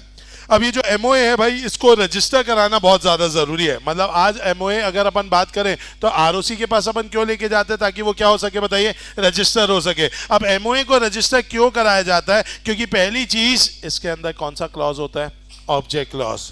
Object clause ये बता देता है कि कंपनी क्यों पैदा की जा रही है, और इससे हमें कंपनी का पॉसिबल क्या पता चल जाता है, scope of its operation beyond which it's action can not go. दूसरा है ये share holders, creditors and all those who deal with the company, इन्हें ये पावर्स दे देता है, उन्हें बता देता है कि क्या उनकी पावर्स है, क्या एक्टिविटीज में वो एंगेज रहेंगे। ये भी किससे पता चल जाता है बताइए, एमओए से। एमओए एक पब्लिक डॉक्यूमेंट कहलाया गया है, इसके कारण हर इंसान जो भी कंपनी के साथ क्या करेगा, कॉन्ट्रैक्ट करेगा, तो ये प्रिज्यूम किया जाएगा कि उसके पास इसकी क्या है, नॉलेज है, और share holder must know the purpose for which money can be use. तो अगर आपको क्वेश्चन आ सकता है एग्जाम में, जो कि आईसीआई एक दो बार पूछ चुका है कि what is the object of registering of MOA, MOA को रजिस्टर करने का ऑब्जेक्ट क्या है? तो पहला ऑब्जेक्ट यही है कि भाई कहीं ना कहीं इसमें ऑब्जेक्ट क्लॉज ही होता है जो कि हमें जिससे possible scope of the company पता चलता है। दूसरी चीज, इससे शेयर होल्डर्स एंड क्रेडिटर्स को जो भी डील कर रहे हैं कंपनी के साथ उनको पावर्स ऑफ द कंपनी पता चल जाता है। ये पब्लिक डॉक्यूमेंट कहलाता है, जिसके कारण ये माना जाता है कि हर वो इंसान जिसने कंपनी को क्या किया है, डील कर रहा है, कॉन्ट्रैक्ट कर रहा है, उसने एमओए को जरूर स्टडी किया है। और चौथा, शेयर होल्डर्स को पता होना चाहिए कि उनका पैसा किस जगह पर जो है वो इन्वेस्ट किया जाने वाला है। अब अगर अपन बात करें एमओए की, तो एमओए के अंतर्गत कुल मिलाकर के 6 क्लॉज होते हैं। कितने क्लॉज होते हैं बेटा? 6 क्लॉज। इसे प्यार से बोलते हैं नसोल्का। क्या बोलते हैं? नसोल्का। Where N stands for name clause, S stands for situation clause, O stands for object clause, L stands for liability clause, C stands for capital clause, A stands for association clause. जो name clause होता है ये state करता है name of the company. अगर public company है तो इसका सरनेम में होगा लिमिटेड, अगर प्राइवेट कंपनी है तो क्या नाम होगा बताइए? Private limited. इसके बाद आ जाता है हमारा सिचुएशन क्लॉज। सिचुएशन क्लॉज में गली मोहल्ला शहर नहीं होता, इसमें होता है राज्य। क्या होता है बेटा? राज्य। It is the name of the state in which the company is situated. इसके बाद आ जाता है हमारा बहुत ही इंपॉर्टेंट सा क्लॉज, जिसका नाम क्या है? ऑब्जेक्ट क्लॉज, जो ये बताता है कि कंपनी कौन से ऑब्जेक्ट के लिए जो है वो इनकॉर्पोरेट की जा रही है। हर कंपनी जो पैदा होती है उसका एक ना एक मकसद होता है बेटा, और यहाँ पे हमें ये पता चलता है कि कंपनी जो है वो कौन से कारण से पैदा की जा रही है। जैसे कि टाइटन आई है घड़ी बेचने के लिए, तनिष्क आई है गोल्ड बेचने के लिए, टाटा क्रोमा आई है इलेक्ट्रॉनिक्स का काम करने के लिए, ताज होटल आया है होटलिंग बिजनेस के लिए, टीसीएस आया सॉफ्टवेयर के लिए। है सब किसका बच्चा? टाटा का। जितनी कंपनियां ली सब टाटा की है, लेकिन सब कंपनी का अलग अलग क्या है बताइए? ऑब्जेक्ट है। Very good. नेक्स्ट आते हैं लाइबिलिटी क्लॉज। लाइबिलिटी क्लॉज बताता है लाइबिलिटी, लेकिन किसकी liability? Very important, about the members, not of the company, about the members. तो कंपनी अगर लिमिटेड बाय शेयर्स है तो लाइबिलिटी लिमिटेड है up to the amount unpaid on shares. अगर कंपनी लिमिटेड बाय गारंटी है तो लाइबल है up to the amount that has been undertaken which has to be paid at the time of winding up. इसके बाद आ जाता है capital clause, जो क्या है हमारा ऑथराइज क्लॉज। ठीक है, ऑथराइज क्लॉज के बारे में अगर हम बात करें ऑथराइज शेयर कैपिटल के बारे में, तो इसमें आ जाता है क्या दोस्तों? हमारा division of share capital into such shares of what दोस्तों? Fix amount. तो इसमें 3 अमाउंट हो जाते हैं। जैसे कि अगर आपको याद होगा मैंने टाटा मोटर्स का आपको एमओए बताया था, उसके अंतर्गत अपन ने समझा था, लिखा था 400 crore is equal to 40 crore into ₹10। तो 40 करोड़ के शेयर्स हैं, 40 करोड़ शेयर्स है ऑफ रुपीज क्या है? 10 ईच है, और 400 करोड़ हमारा क्या बन गया था बताइए? Authorise share capital. नेक्स्ट हो जाता है हमारा कौन सा क्लॉज दोस्तों? एसोसिएशन क्लॉज, जिसे यहाँ पर क्या बोला गया है? Subscription clause. ये बताता है first member of the company. अगर पब्लिक लिमिटेड है तो भाई वो जो 7 लोग मेंबर बने, प्राइवेट लिमिटेड है तो वो जो 2 लोग मेंबर्स बने, उनके बारे में होता है। अगर आपको टाटा मोटर्स के बारे में याद होगा तो अपन ने पढ़ा था JRD टाटा, साकलाट वाला, मोदी श्रॉफ, मठाई, चौकसीलाम मदन। यस और नो? यस, वो लोग थे हमारे एसोसिएशन क्लॉज में। और लास्ट आता है ओपीसी में नॉमिनेशन क्लॉज की मेंबर की डेथ होगी तो उसकी जगह कौन आएगा? तो वो होता है नॉमिनेशन क्लॉज, और ये सिर्फ आपको कहाँ देखने के लिए मिलेगा? Only in case of OPC. बताइए कोई भी डाउट इसमें? पक्का दोस्तों? तो ये अपन ने किसके बारे में पढ़ लिया दोस्तों? That is about the MOA. MOA के अगर आपको बनाना है तो उसके लिए टेबल्स भी हमारे पास मौजूद है दोस्तों। हमारे पास फॉर्मेट मौजूद है, टेबल्स का नाम दिया गया इनको table A, B, C, D, E. Where table A जो है वो है MOA for the company limited by shares, B है किसके लिए? Limited by guarantee having no share capital. Okay, C है limited by guarantee having share capital, D है unlimited company having no share capital, और ई है unlimited company having share capital. Okay, अब अगर अपन बात करें तो इसके बाद है नेक्स्ट कंसेप्ट, जिसका नाम क्या है दोस्तों? Articles of association. Article of association ये भी एक बहुत ही इंपॉर्टेंट डॉक्यूमेंट है जो क्या कंटेन करता है बेटा? Rules and regulation for the management of the company. Company को मैनेज करने के लिए जो रूल्स एंड रेगुलेशन है वो होते हैं हमारे आर्टिकल ऑफ एसोसिएशन में। कंपनी में अडॉप्ट ऑल और एनी ऑफ द रेगुलेशन जो कि मॉडल आर्टिकल में। मॉडल आर्टिकल कैसे? जैसे अपन ने देखा था दोस्तों ABCDE, ये किसके हैं? ये किसके फॉर्मेट्स हैं? एमओए के। वैसे FGHIJ ये किसके हैं बताइए?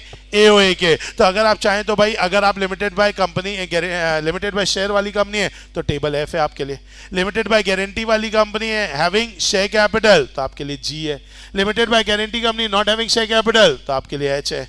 अगर unlimited company having share capital तो आपके लिए I है। Unlimited company not having share capital आपके लिए क्या है? J है। तो आपको इनमें से जो आर्टिकल ऑफ एसोसिएशन के लिए टेबल चाहिए होगी आप वो भी लागू करवा सकते हैं। क्योंकि ना प्रॉब्लम क्या है दोस्तों, ध्यान से समझो कि आप ना सारे रूल्स एंड रेगुलेशन रेगुलेशंस को सोच पाए जरूरी नहीं है। ना सॉल्व का अपन सोच सकते हैं, नाम क्या होगा, सिचुएशन क्या होगी, ऑब्जेक्ट क्या होगा, लाइबिलिटी क्या होगी, लेकिन जब रूल्स बनाने की बारी आती है ना, हर एक चीज पे रूल बनाने होंगे और आप कोई भी ऐसा रूल नहीं बना सकते जो कंपनीज एक्ट के विरुद्ध चला जाए। तो इसलिए कंपनीज एक्ट के अंदर दायरे में रह करके रूल्स बनाने होंगे। इसी कंपनीज एक्ट ने आपको क्या बना करके दे दिया बेटा, टेबल। बोले भैया या तो आप क्या कर सकते हो, सारे टेबल एक्ट को पढ़ो, सारे रेगुलेशन लगाने सारे लगा लो, कुछ लेना है कुछ ले लो। लेकिन अगर आपने कुछ कुछ लिया कुछ कुछ छोड़ा, तो ऐसे केस में अगर आपने जो चीज छोड़ी है उसके बारे में अगर आपने कुछ भी नहीं बोला होगा, तो फिर हम मानेंगे कि वो मॉडल आर्टिकल वाली चीज यहाँ पे क्या हो जाएगी, लागू हो जाएगी। तो इसीलिए आपको ध्यान रखना पड़ेगा। तो इसीलिए यहाँ पे कंपनी में अडॉप्ट ऑल और any of the regulation contain in the model article. अब ये एग्जाम के पॉइंट ऑफ व्यू से ये भी इंपॉर्टेंट है, जिसका नाम क्या बताइए, एंट्रेंचमेंट क्लॉज। साहब ये क्या होता है एंट्रेंचमेंट क्लॉज? एंट्रेंचमेंट क्लॉज क्या बोलता है, बहुत ध्यान से समझना, बहुत ध्यान से, बहुत इजी समझ में आ जाए या याद रहे जरूरी नहीं है, ध्यान से समझिए। होता ही है दोस्तों कि अगर आज आपको एमओए एओए में कोई भी प्रकार का चेंजेस लाना है, तो उस चेंजेस लाने के लिए आपको एसआर पास करना पड़ेगा।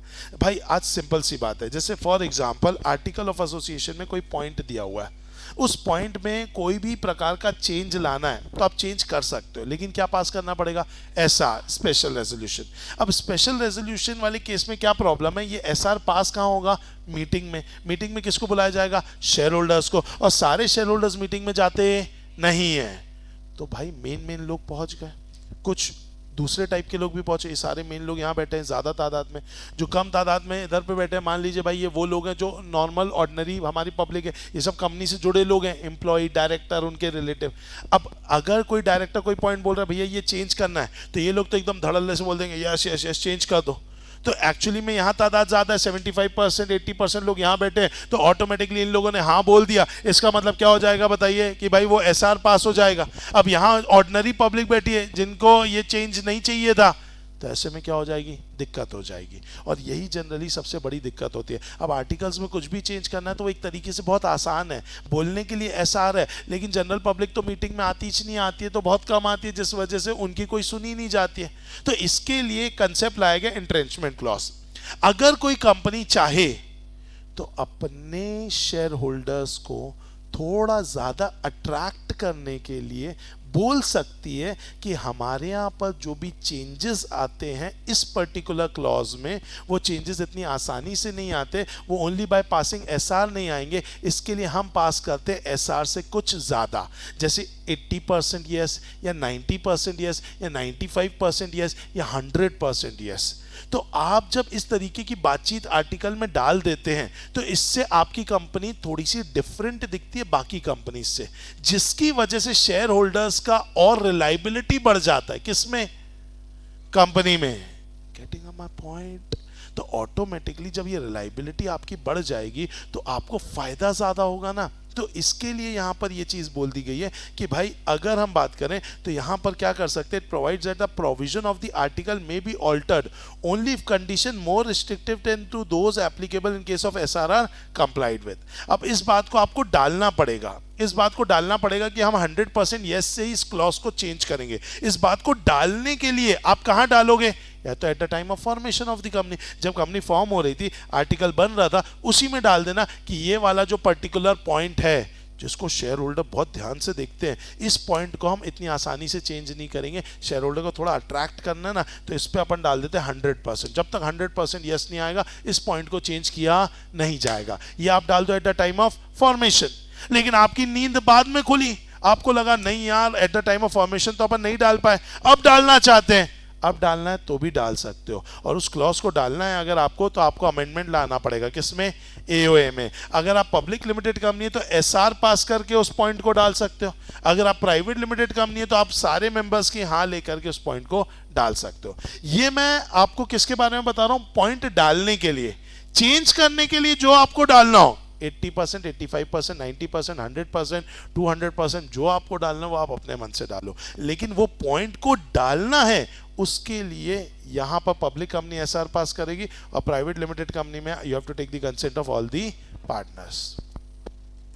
आया समझ में, पक्का। तो एंट्रेंचमेंट क्लॉज में जब आएगा तो इतना आपको जरूर लिखना पड़ेगा।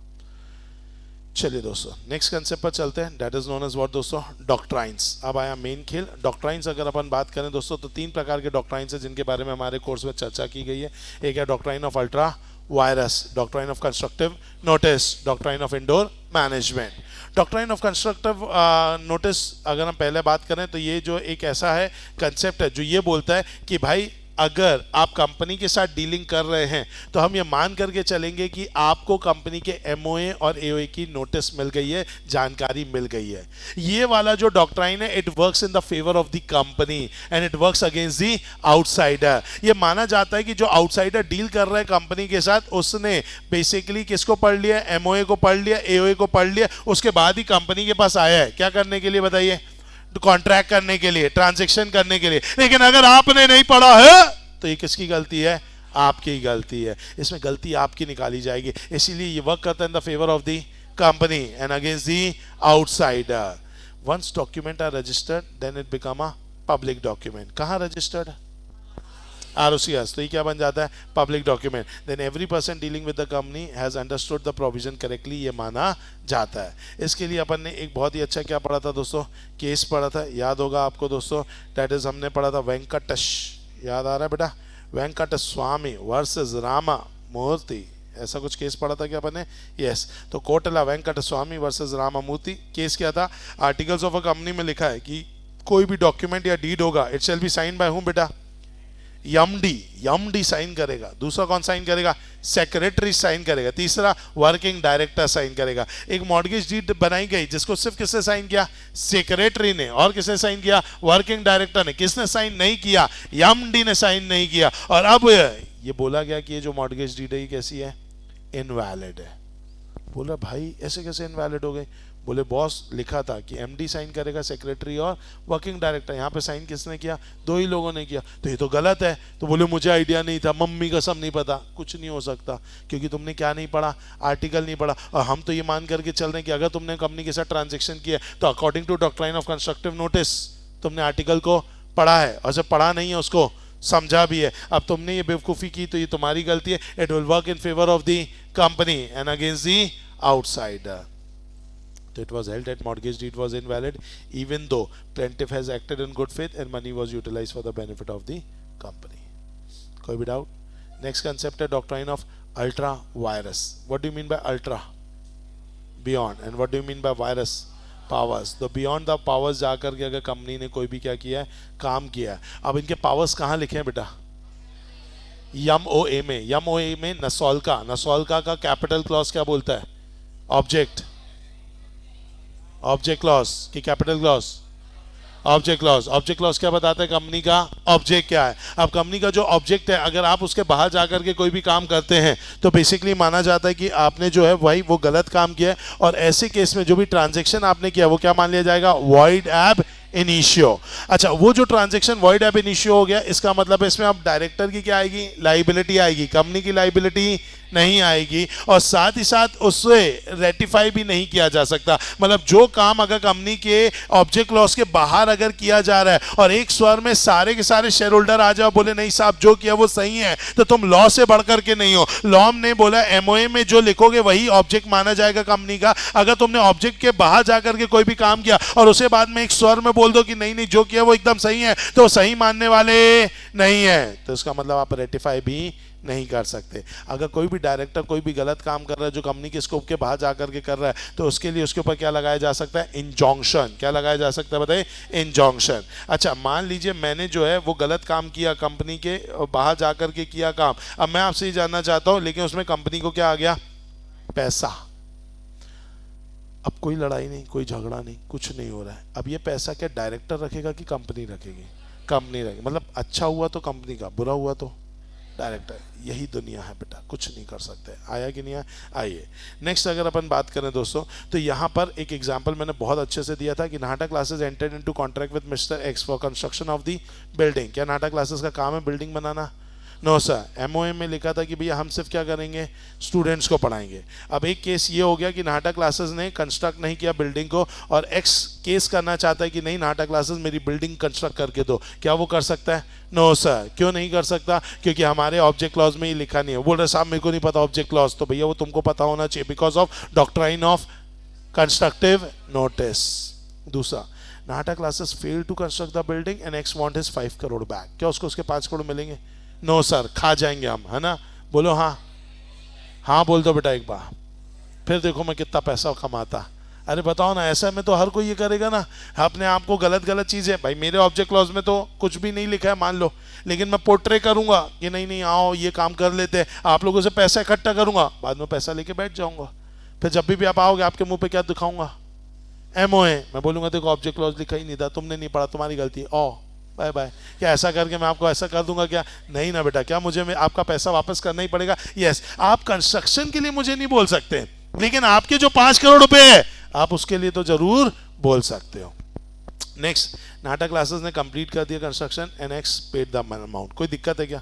हमने कंस्ट्रक्शन भी कर दिया, उसने पैसा दे दिया, खेल खत्म हो गया। अब नेक्स्ट क्या है? नाटा क्लासेस ने कंप्लीट कर दिया कंस्ट्रक्शन और एक्स बोलते हैं नहीं, अब मुझे पता चला कि तुम्हारा तो अल्ट्रा वायरस था, मेरा पैसा वापस करो। तो मैं बोल दूंगा मैं बिल्डिंग गिरा दूंगा, अच्छा लगेगा क्या? नहीं ना। तो भाई तुम्हारी बिल्डिंग बन गई, मेरे को पैसा मिल गया, कोई लड़ाई झगड़े का स्कोप ही नहीं है, तो खत्म करो ना। तो इस केस में तुमको पैसा मिलने वाला नहीं है। आया कि नहीं है चारों केस समझ में आया? इसमें एक बहुत ही अच्छा केस हुआ था जो कि था हमारा किसका? हमारे रिची का। याद आ रहा है? अशबरी रेलवे कंपनी वर्सेस व्हाट दोस्तों? रिची, जिसके अंतर्गत ऑब्जेक्ट क्लॉज में ये लिखा हुआ था कि कंपनी क्या करेगी? Make sell land on hire railway carriages and wagons, carry on the business of mechanical engineering, purchase lease work and sell mine land and building. और कंपनी किसमें कॉन्ट्रैक्ट में आ गई बताइए? Financing of the construction of railway line. अब ऊपर देखा जाए तो कहीं पे भी फाइनेंस के बारे में लिखा नहीं है, 3 ही काम लिखे, make sell land hire what railway carriages, या फिर business of mechanical engineering and general contract, या फिर purchase lease work sell mine land and building. अब इसमें फाइनेंस के बारे में तो कुछ लिखा नहीं, तो कंपनी किसमें चली गई बताइए? फाइनेंस में चली गई। तो ऐसे केस में जो कंपनी ने फाइनेंस करना चालू किया, क्या ये सही है कि गलत है? गलत है। तो यहां पर क्या लगेगा? डॉक्ट्राइन ऑफ अल्ट्रा वायरस, और जो भी ट्रांजेक्शन कंपनी ने किया वो कैसा माना जाएगा? वॉइड। बोलो पक्का? अच्छे समझ में आ गया ये चीज? फिक्स है। चलो नेक्स्ट अगर अपन बात करें दोस्तों, ठीक है, तो अब अपन बात करेंगे that is doctrine of indoor management के बारे में। डॉक्ट्राइन ऑफ इंडोर मैनेजमेंट ये थोड़ा डॉक्ट्राइन ऑफ कंस्ट्रक्टिव नोटिस से उल्टा है। डॉक्ट्राइन ऑफ कंस्ट्रक्टिव नोटिस, ध्यान करो ध्यान करो ध्यान करो, डॉक्ट्राइन ऑफ कंस्ट्रक्टिव नोटिस किसके फेवर में काम कर रहा था? कंपनी। और किसके against? Outsider. Doctrine of indoor management काम करेगा इन the favour of outsider and against the company. ये बोलता है कि भैया outsider who is dealing with the company, उनको ये पता होना चाहिए कि कंपनी का एओए क्या बोलता है, एमओए क्या बोलता है, ये पता होना चाहिए। लेकिन कंपनी ने अंदर उन चीजों को फुलफिल किया है कि नहीं, ये पता करना आपकी जिम्मेदारी नहीं है। आप कुछ चीजों को अज्यूम करके चल सकते हो। जैसे मैं ये चीज अज्यूम करता हूं कि भाई बच्चे को अगर कोई भी करियर चूज करना है तो उसमें पेरेंट्स का सपोर्ट होना चाहिए। तो भाई आज अगर आप यहाँ सीए पढ़ने आए हो तो मैं उम्मीद कर रहा हूँ कि आपने अपने पेरेंट्स से परमिशन ली, अपने घर परिवार वालों से परमिशन लेकर के आप यहाँ आए हो। अब मैंने अगर आपको यहाँ पढ़ाना चालू कर दिया, अब मान लीजिए मिड ऑफ द सेशन आ गया, आपने फी पे नहीं किया, मैंने आपके पापा को फ़ोन किया कि बच्चे की फीस अभी आई नहीं है, बच्चा सीए कर रहा है। बोले ओह हमें तो पता ही नहीं है कि हमारा बच्चा जो है वो सीए करने की राह पे चला गया, सर हम उसको सीए बनता हुआ देखना ही नहीं चाहते, हम आपको पैसा नहीं देंगे। क्या वो ऐसा बोल करके बच सकते क्या? No sir. अब वो बोल रहे हैं आपको पता करना चाहिए था कि हमारा बच्चा हमसे पूछ के निकला है कि नहीं। क्या मैं एक एक के पेरेंट्स को फ़ोन करूंगा क्या? नहीं, मैं क्या करूंगा? अज्यूम करके चलूंगा। वही कंसेप्ट यहाँ पे भी है कि भाई आज अगर कंपनी के एओए में एमओए में लिखा है कि डायरेक्टर लोन मांग सकता है, बस ये भी साथ में लिखा है कि डायरेक्टर को अगर लोन चाहिए तो उसे क्या करना पड़ेगा? एसआर पास करना पड़ेगा। अब ये एसआर पास करने की जिम्मेदारी किसकी है? डायरेक्टर की। घर पे पूछने की जिम्मेदारी कि मैं सीए कर लूं, ये जिम्मेदारी किसकी है? बच्चे की है ना। तो अब बच्चे ने किया कि नहीं किया, क्या मैं पता करूंगा? नो। तो वैसे डायरेक्टर की जिम्मेदारी क्या पास कराना? ऐसा। अब उसने पास कराया कि नहीं कराया, क्या ये मैं देखूं? नो सर, मेरा धंधा नहीं है। मैं ये मान करके चलूंगा सामने डायरेक्टर बैठा है, लोन मांग रहा है, मतलब वो एसआर पास करा करके आया है। सामने बच्चा बैठा है, एडमिशन मांग रहा है नाटा क्लासेस में, पक्का मतलब पक्का वो घर वालों से बात करके आया है। मैं ये मान करके चल सकता हूं। अब बाद में अगर ये पता चले नहीं उसने एसआर पास नहीं किया, हम आपको पैसा नहीं देंगे, तो ये जो आप कर रहे हैं ये क्या माना जाएगा? गलत माना जाएगा। और इसीलिए यहाँ पे बोल दिया गया outsiders dealing with the company are not required to inquire internal proceeding. He can assume that internal proceeding has been done regularly if contract is entered on behalf of company by the officer of the company, it is enforceable against the company. इसके लिए आप क्या दे दिए कुछ बेटा exception. Exception ऐसे जिनके अंतर्गत अगर हम बात करें तो भले ही आपने क्या किया होगा बताइए, आपने फॉर एग्जांपल कुछ ना कुछ आपका इंटरनल प्रोसीडिंग्स में कुछ गड़बड़ होगा, बट फिर भी वहाँ पे जो है वो सही माना जाएगा। तो आइए दोस्तों यहाँ पर अपन अब पढ़ने वाले एक्सेप्शन, जिसमें पहला एक्सेप्शन है नॉलेज ऑफ द इरेगुलरिटी। अगर नॉलेज थी आपको इरेगुलरिटी की, ठीक है, आपको खुद ही पता था कि भाई ये जो काम हो रहा है वो इरेगुलर है, वो कंपनी के हिसाब से गलत है, और फिर भी आपने वो काम होने दिया, तो ये गलती किसकी होगी? आउटसाइडर की। देखो सिंपल कंसेप्ट है, कंपनी की बोर्ड ऑफ डायरेक्टर्स की मीटिंग चल रही है, कंपनी को फॉर एग्जांपल 50 करोड़ रुपए की जरूरत है। अब इसके लिए कंपनी के आर्टिकल में लिखा है आपको क्या पास कराना होगा? एसआर। क्या पास कराना है बोलो? एसआर। वापस से जाग जाओ बेटा, कंपनी जो है, कंपनी को कितने की जरूरत है? 50 करोड़ की। अब कंपनी की बोर्ड ऑफ डायरेक्टर्स की मीटिंग बैठी है, 50 करोड़ अर्जेंट चाहिए है, और कंपनी को इसके लिए क्या पास कराना होगा? एसआर। मुकेश अंबानी पहुंचे, बोले सब मुंह लटका के क्यों बैठे हो? ठीक है, तो ऑब्वियस सी बात है, अब वहाँ पर मुकेश अंबानी को बताया गया कि भैया कंपनी को 50,000 रुपये की 50 करोड़ की ज़रूरत है। वो बोला ठीक है भाई, कोई दिक्कत की बात नहीं है। उसने क्या किया, घर पर फ़ोन किया, सूटकेस मंगा दिया, रख दिया सामने, बोले ये रहे 50 करोड़। डायरेक्टर्स ने उस 50 करोड़ को यूटिलाइज़ करना चालू कर दिया। बाद में भाई शादी का मौका आया, वो डमरू की शादी थी ना बेटा, यस हाँ, तो ऑब्वियस सी बात है, अब शादी का क्या आया भाई, मौका आया। इतने सारे प्री वेडिंग, पहले प्री वेडिंग, फिर प्री वेडिंग, फिर प्री वेडिंग, फिर वेडिंग, फिर पोस्ट वेडिंग, तो ऐसे अलग अलग क्या करने थे बताइए, फंक्शंस करने थे। तो ऑन दैट बेसिस अब इसके लिए 50 करोड़ की जरूरत हुई। मुकेश अंबानी बोला भैया जो 50 करोड़ मैंने उधार दिया था मेरे को क्या कर दो, वापस कर दो। बाकी डायरेक्टर्स ने वापस करने से मना कर दिया। बोले भाई क्यों नहीं कर रहे हो? बोले आपको पता है ना कि अपन को क्या पास करना चाहिए था? एसआर। आर्टिकल नहीं पढ़ा क्या? एमओए नहीं पढ़ा क्या? तो बोले ये भी तो पढ़ा है, डॉक्ट्राइन ऑफ इंडोर मैनेजमेंट। बोले ठीक है, ये मुझे पता था एसआर पास करना था, लेकिन भाई ठीक है, पास करना नहीं करना ये तो इंटरनल मैटर है, इसको बारे में मुझे पता करने की जरूरत नहीं है। बोले ये मत भूलो तुम भी इंटरनल हो। अरे आया कि नहीं आया? तुमको भी तो पता है, तुम भी तो मैनेजमेंट के ही आदमी हो, तुमको तो पता ही है अपन ने क्या पास नहीं किया है, एसआर पास नहीं किया। मतलब you know, you have got the knowledge of the irregularity. और अगर आप मजा लेना चाहोगे किसका? इंडोर मैनेजमेंट का, तो आपको मजा मिलने वाला नहीं है। अब यहाँ पर आप जानते थे कि एसआर पास हुआ नहीं है और आपने खुद ही लोन दे दिया कंपनी को, तो ये आपकी बेवकूफ़ी है। इसके लिए बेसिकली आप ही क्या रहेंगे? लाइबल रहेंगे। तो person dealing with the company having the knowledge of the irregularity, he cannot take the benefit of the doctrine. Company has the power to borrow 1000 without passing resolution. Director himself had lent कितना? 3000. तो director cannot take the benefit of doctrine of indoor management. आया समझ में? दूसरा unusual transaction. Unusual मतलब जो ऐसा transaction जो कि यूजुअल नहीं है। अनयूजुअल ट्रांजैक्शन में आपको क्या लगाना चाहिए बेटा? Common sense. And common sense are nowadays not so common बेटा, समझ में आया? तो अब आपको लगाना चाहिए था कॉमन सेंस, आपने नहीं लगाया। इट जस्ट लाइक कि कोई सस्पिशियस ट्रांजैक्शन है तो कहीं ना कहीं आपको रीजनेबल इंक्वायरी करनी थी, आपने नहीं की, आपकी ही गलती मानी जाएगी। आप कौन है? आउटसाइडर। इट्स जस्ट लाइक बेटा कुछ बच्चे ऐसे हैं जो कि बेसिकली अगर हम बात करें तो भाई यहाँ पे दिन रात नाटा में ही रहते हैं, 8-9 घंटा नाटा में। इनको अब लग रहा है हमारा घर हमारा है ही नहीं। अब हमारा घर क्या बन गया बताइए? नाटा क्लासेस बन गया। अब यहाँ पे बच्चे ने सोच लिया कि अब इसी घर को अपना घर बना लिया जाए और मैं इस प्रॉपर्टी को खरीदना चाहता हूँ। नीचे गए, उन्हें पता है कि पूरा अकाउंट्स मान लीजिए भाई कौन देखता है? नेहा मैम देखती है। तो नीचे गए और नीचे जाकर के नेहा मैम से बात कर ली कि भाई हमें ये प्रॉपर्टी क्या करना है? खरीदनी है। नेहा मैम ने बोला बिल्कुल बिल्कुल आप खरीद सकते हो, और इसके लिए आपको 2 करोड़ रुपए क्या करने पड़ेंगे? देने पड़ेंगे। अब आपने मान लीजिए भाई 2 करोड़ रुपए का इंतजाम किया और आपने नेहा मैम को 2 करोड़ रुपए ला करके दे दिया।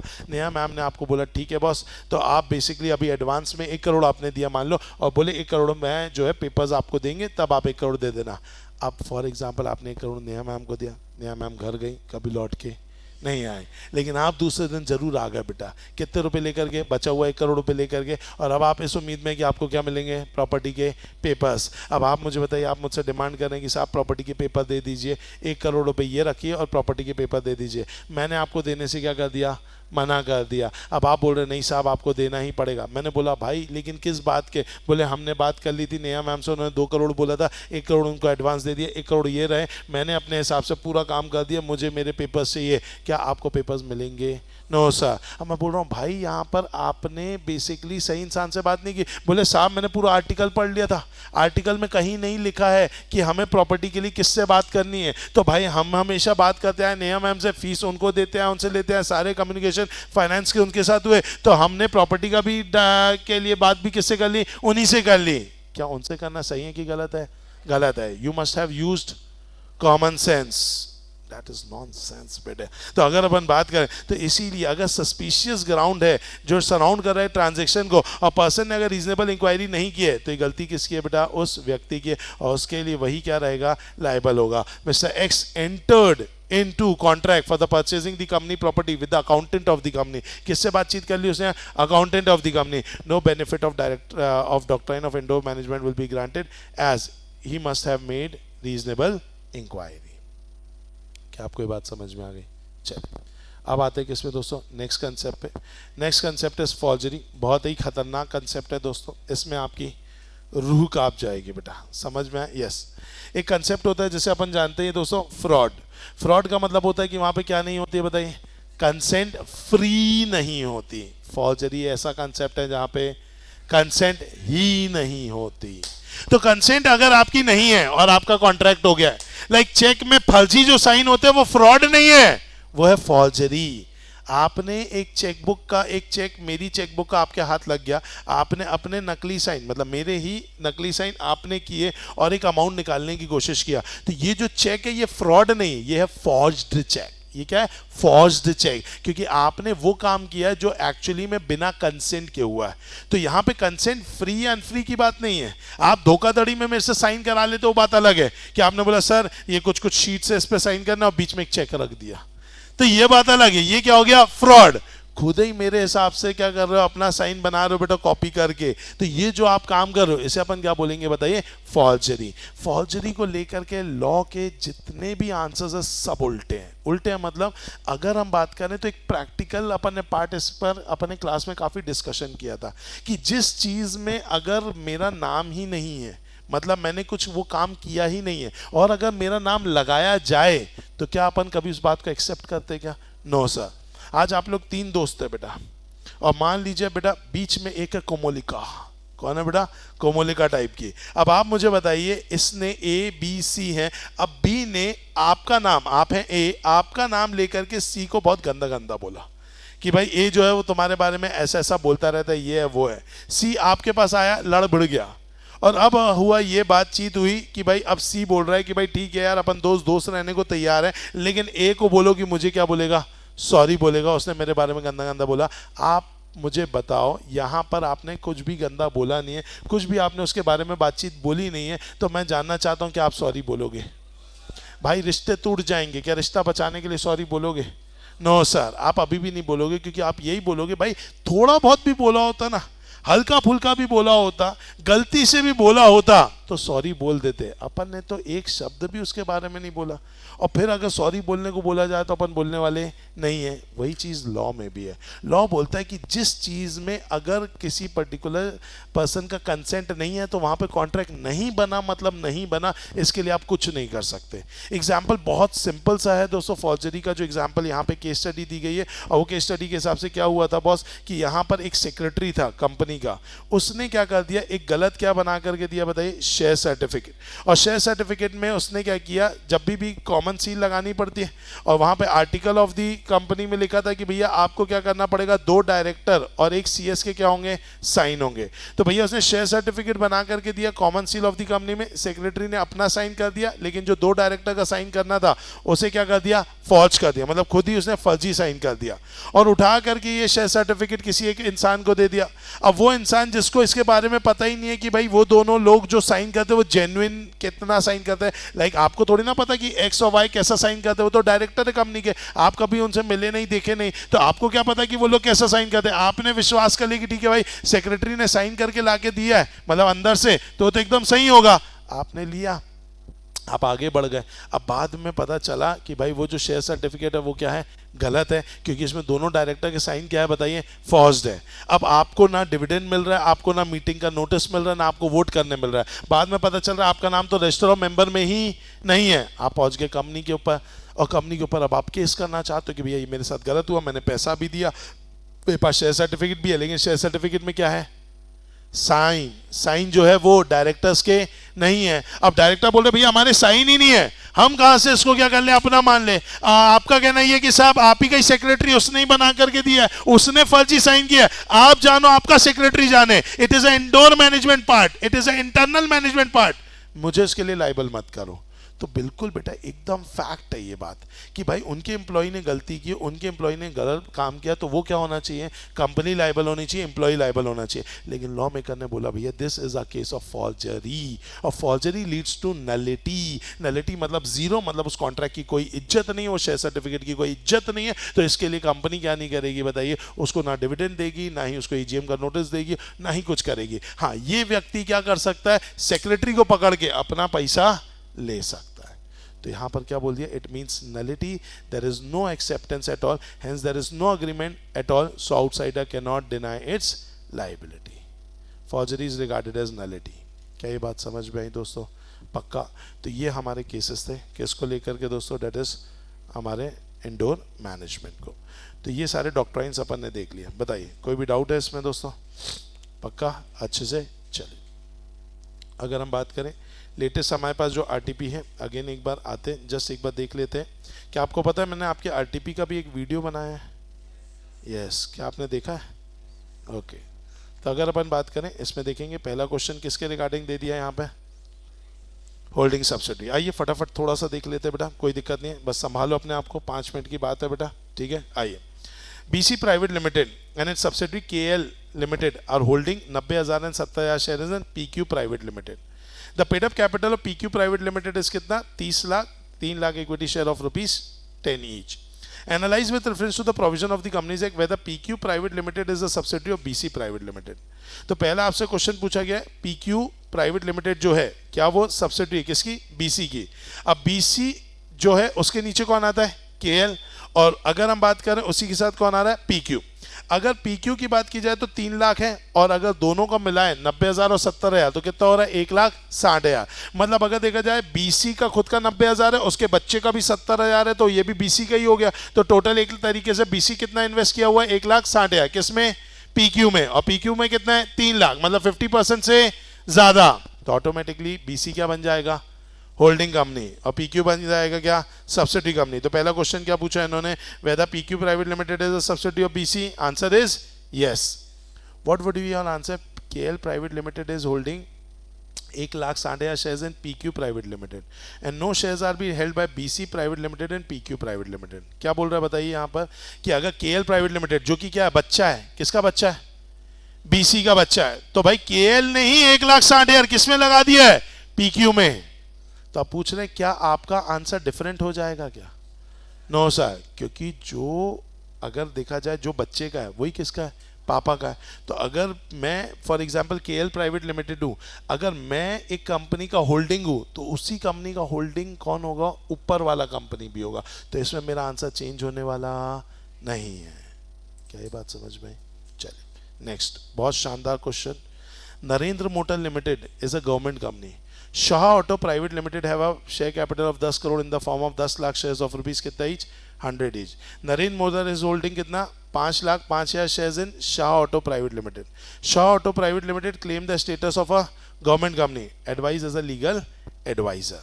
तो केस क्या हुआ बताइए, नरेंद्र मोटर लिमिटेड क्या है, government company. Shah Auto Private limited के पास शेयर कैपिटल कितने का बताइए, 10 लाख शेयर्स का, जिसमें 5,05,000 शेयर्स किसके हैं, नरेंद्र मोटर लिमिटेड के। तो नरेंद्र मोटर लिमिटेड के 5,05,000 है, किसमें से, 10 लाख में से। तो 10 लाख का क्या निकालना पड़ेगा, 51% कि 50%, 51%, 51%। वेरी गुड, बस वही कंफ्यूज कर रहा था। तो अगर अपन बात करें बेटा क्या, 10 लाख का अगर अपन बात करें तो 50% हो गया कितना, 5 लाख, और इन्होंने कितना लगाया, 5,05,000। यस और नो, इसका मतलब है कि जो शाह है वो क्या है, सब्सिडरी है, किसका, नरेंद्र का। अरे यस और नो, तो नरेंद्र लिमिटेड जो है उसका बेटा हो जाएगा क्या, शाह ऑटो लिमिटेड, है ना, प्राइवेट लिमिटेड। चलो, तो अब ये हो गया शाह ऑटो प्राइवेट लिमिटेड। अगर हम बात करें तो ये नरेंद्र मोटर्स होल्डिंग इतना। अब Shah Auto Private Limited claim the status of government company. अच्छा, जो नरेंद्र लिमिटेड है ये खुद ही कौन सी कंपनी है, तो गवर्नमेंट कंपनी की सब्सिडरी है, वो भी क्या कहलाएगी, तो क्या Shah Auto Private limited is a government company? Yes sir. क्या ये बात समझ में आई? पक्का। चलिए, XYZ is a company incorporated under this. The paid up capital है उनका गवर्नमेंट ऑफ इंडिया का ने कितना लगाया, 20%। LIC ने कितना लगाया, 8%, गवर्नमेंट ऑफ तमिलनाडु का 10%, गवर्नमेंट ऑफ राजस्थान का 10%, एबीसी लिमिटेड जो कि ओन्ड है किसके द्वारा, गवर्नमेंट कंपनी के द्वारा, कितना है 15%। As per above share holding state where the XYZ limited to be called a government company. तो गवर्नमेंट कंपनी होने के लिए पहला या तो कितना 51% कम से कम कौन लगाएगा, गवर्नमेंट में अब ये गवर्नमेंट ऑफ इंडिया आएगी, यस सर। LIC आएगा, नो सर, मैं गवर्नमेंट की बात कर रहा हूँ, कंपनी की बात नहीं। तो गवर्नमेंट 51% होल्ड करनी चाहिए। तो अगर अपन बात करें भाई तो government of India 20%, okay, government of Tamil Nadu count होगा, यस 10%, टोटल हो गया 30%, government of Rajasthan 10%, yes sir, कितना हो गया 40%, एबीसी लिमिटेड काउंट करेंगे, नो सर, तो सिर्फ 40% हो रहा है ना, यस। तो क्या ये गवर्नमेंट कंपनी है, नो सर। अब सुनो, इसी में ट्विस्ट क्या डालेंगे, वो ट्विस्ट पता है क्या डाल देंगे, ABC limited owned by government company, 15% के बदले डाल दिया यहाँ पे 51%, कितना डाल दिया 51%। Getting my point. तो अब आपसे पूछ रहे हैं कि भाई XYZ के अंदर ABC limited which is owned by government company, ठीक है, वो क्या है, उसका 51% है। तो अब आप मुझे बताओ क्या XYZ जो है क्या वो बन जाएगी, हाँ क्यों बन जाएगी, सब्सिडरी कंपनी हो गई। तो यहाँ पर ना डबल फॉर्मूला चलेगा, आपको ध्यान रखना होगा, होल्डिंग सब्सिडरी वाला कंसेप्ट भी रहेगा कि गवर्नमेंट कंपनी, ध्यान रखो गवर्नमेंट कंपनी का बच्चा गवर्नमेंट कंपनी है, गवर्नमेंट का बच्चा नहीं, गवर्नमेंट कंपनी का बच्चा क्या है, गवर्नमेंट कंपनी है। और बाकी नहीं तो गवर्नमेंट में जाओगे तो फिर 51% of paid up share capital should be held bye central government, state government, partly bye central government, partly by state government. आया समझ में, पक्का अच्छे से। तो this was all about what दोस्तों, दैट इज हमारा कंपनीज है। मुझे उम्मीद है समझ में आ रहा है दोस्तों, पक्का अच्छे से, कोई भी दिक्कत तो नहीं, पक्का। चलो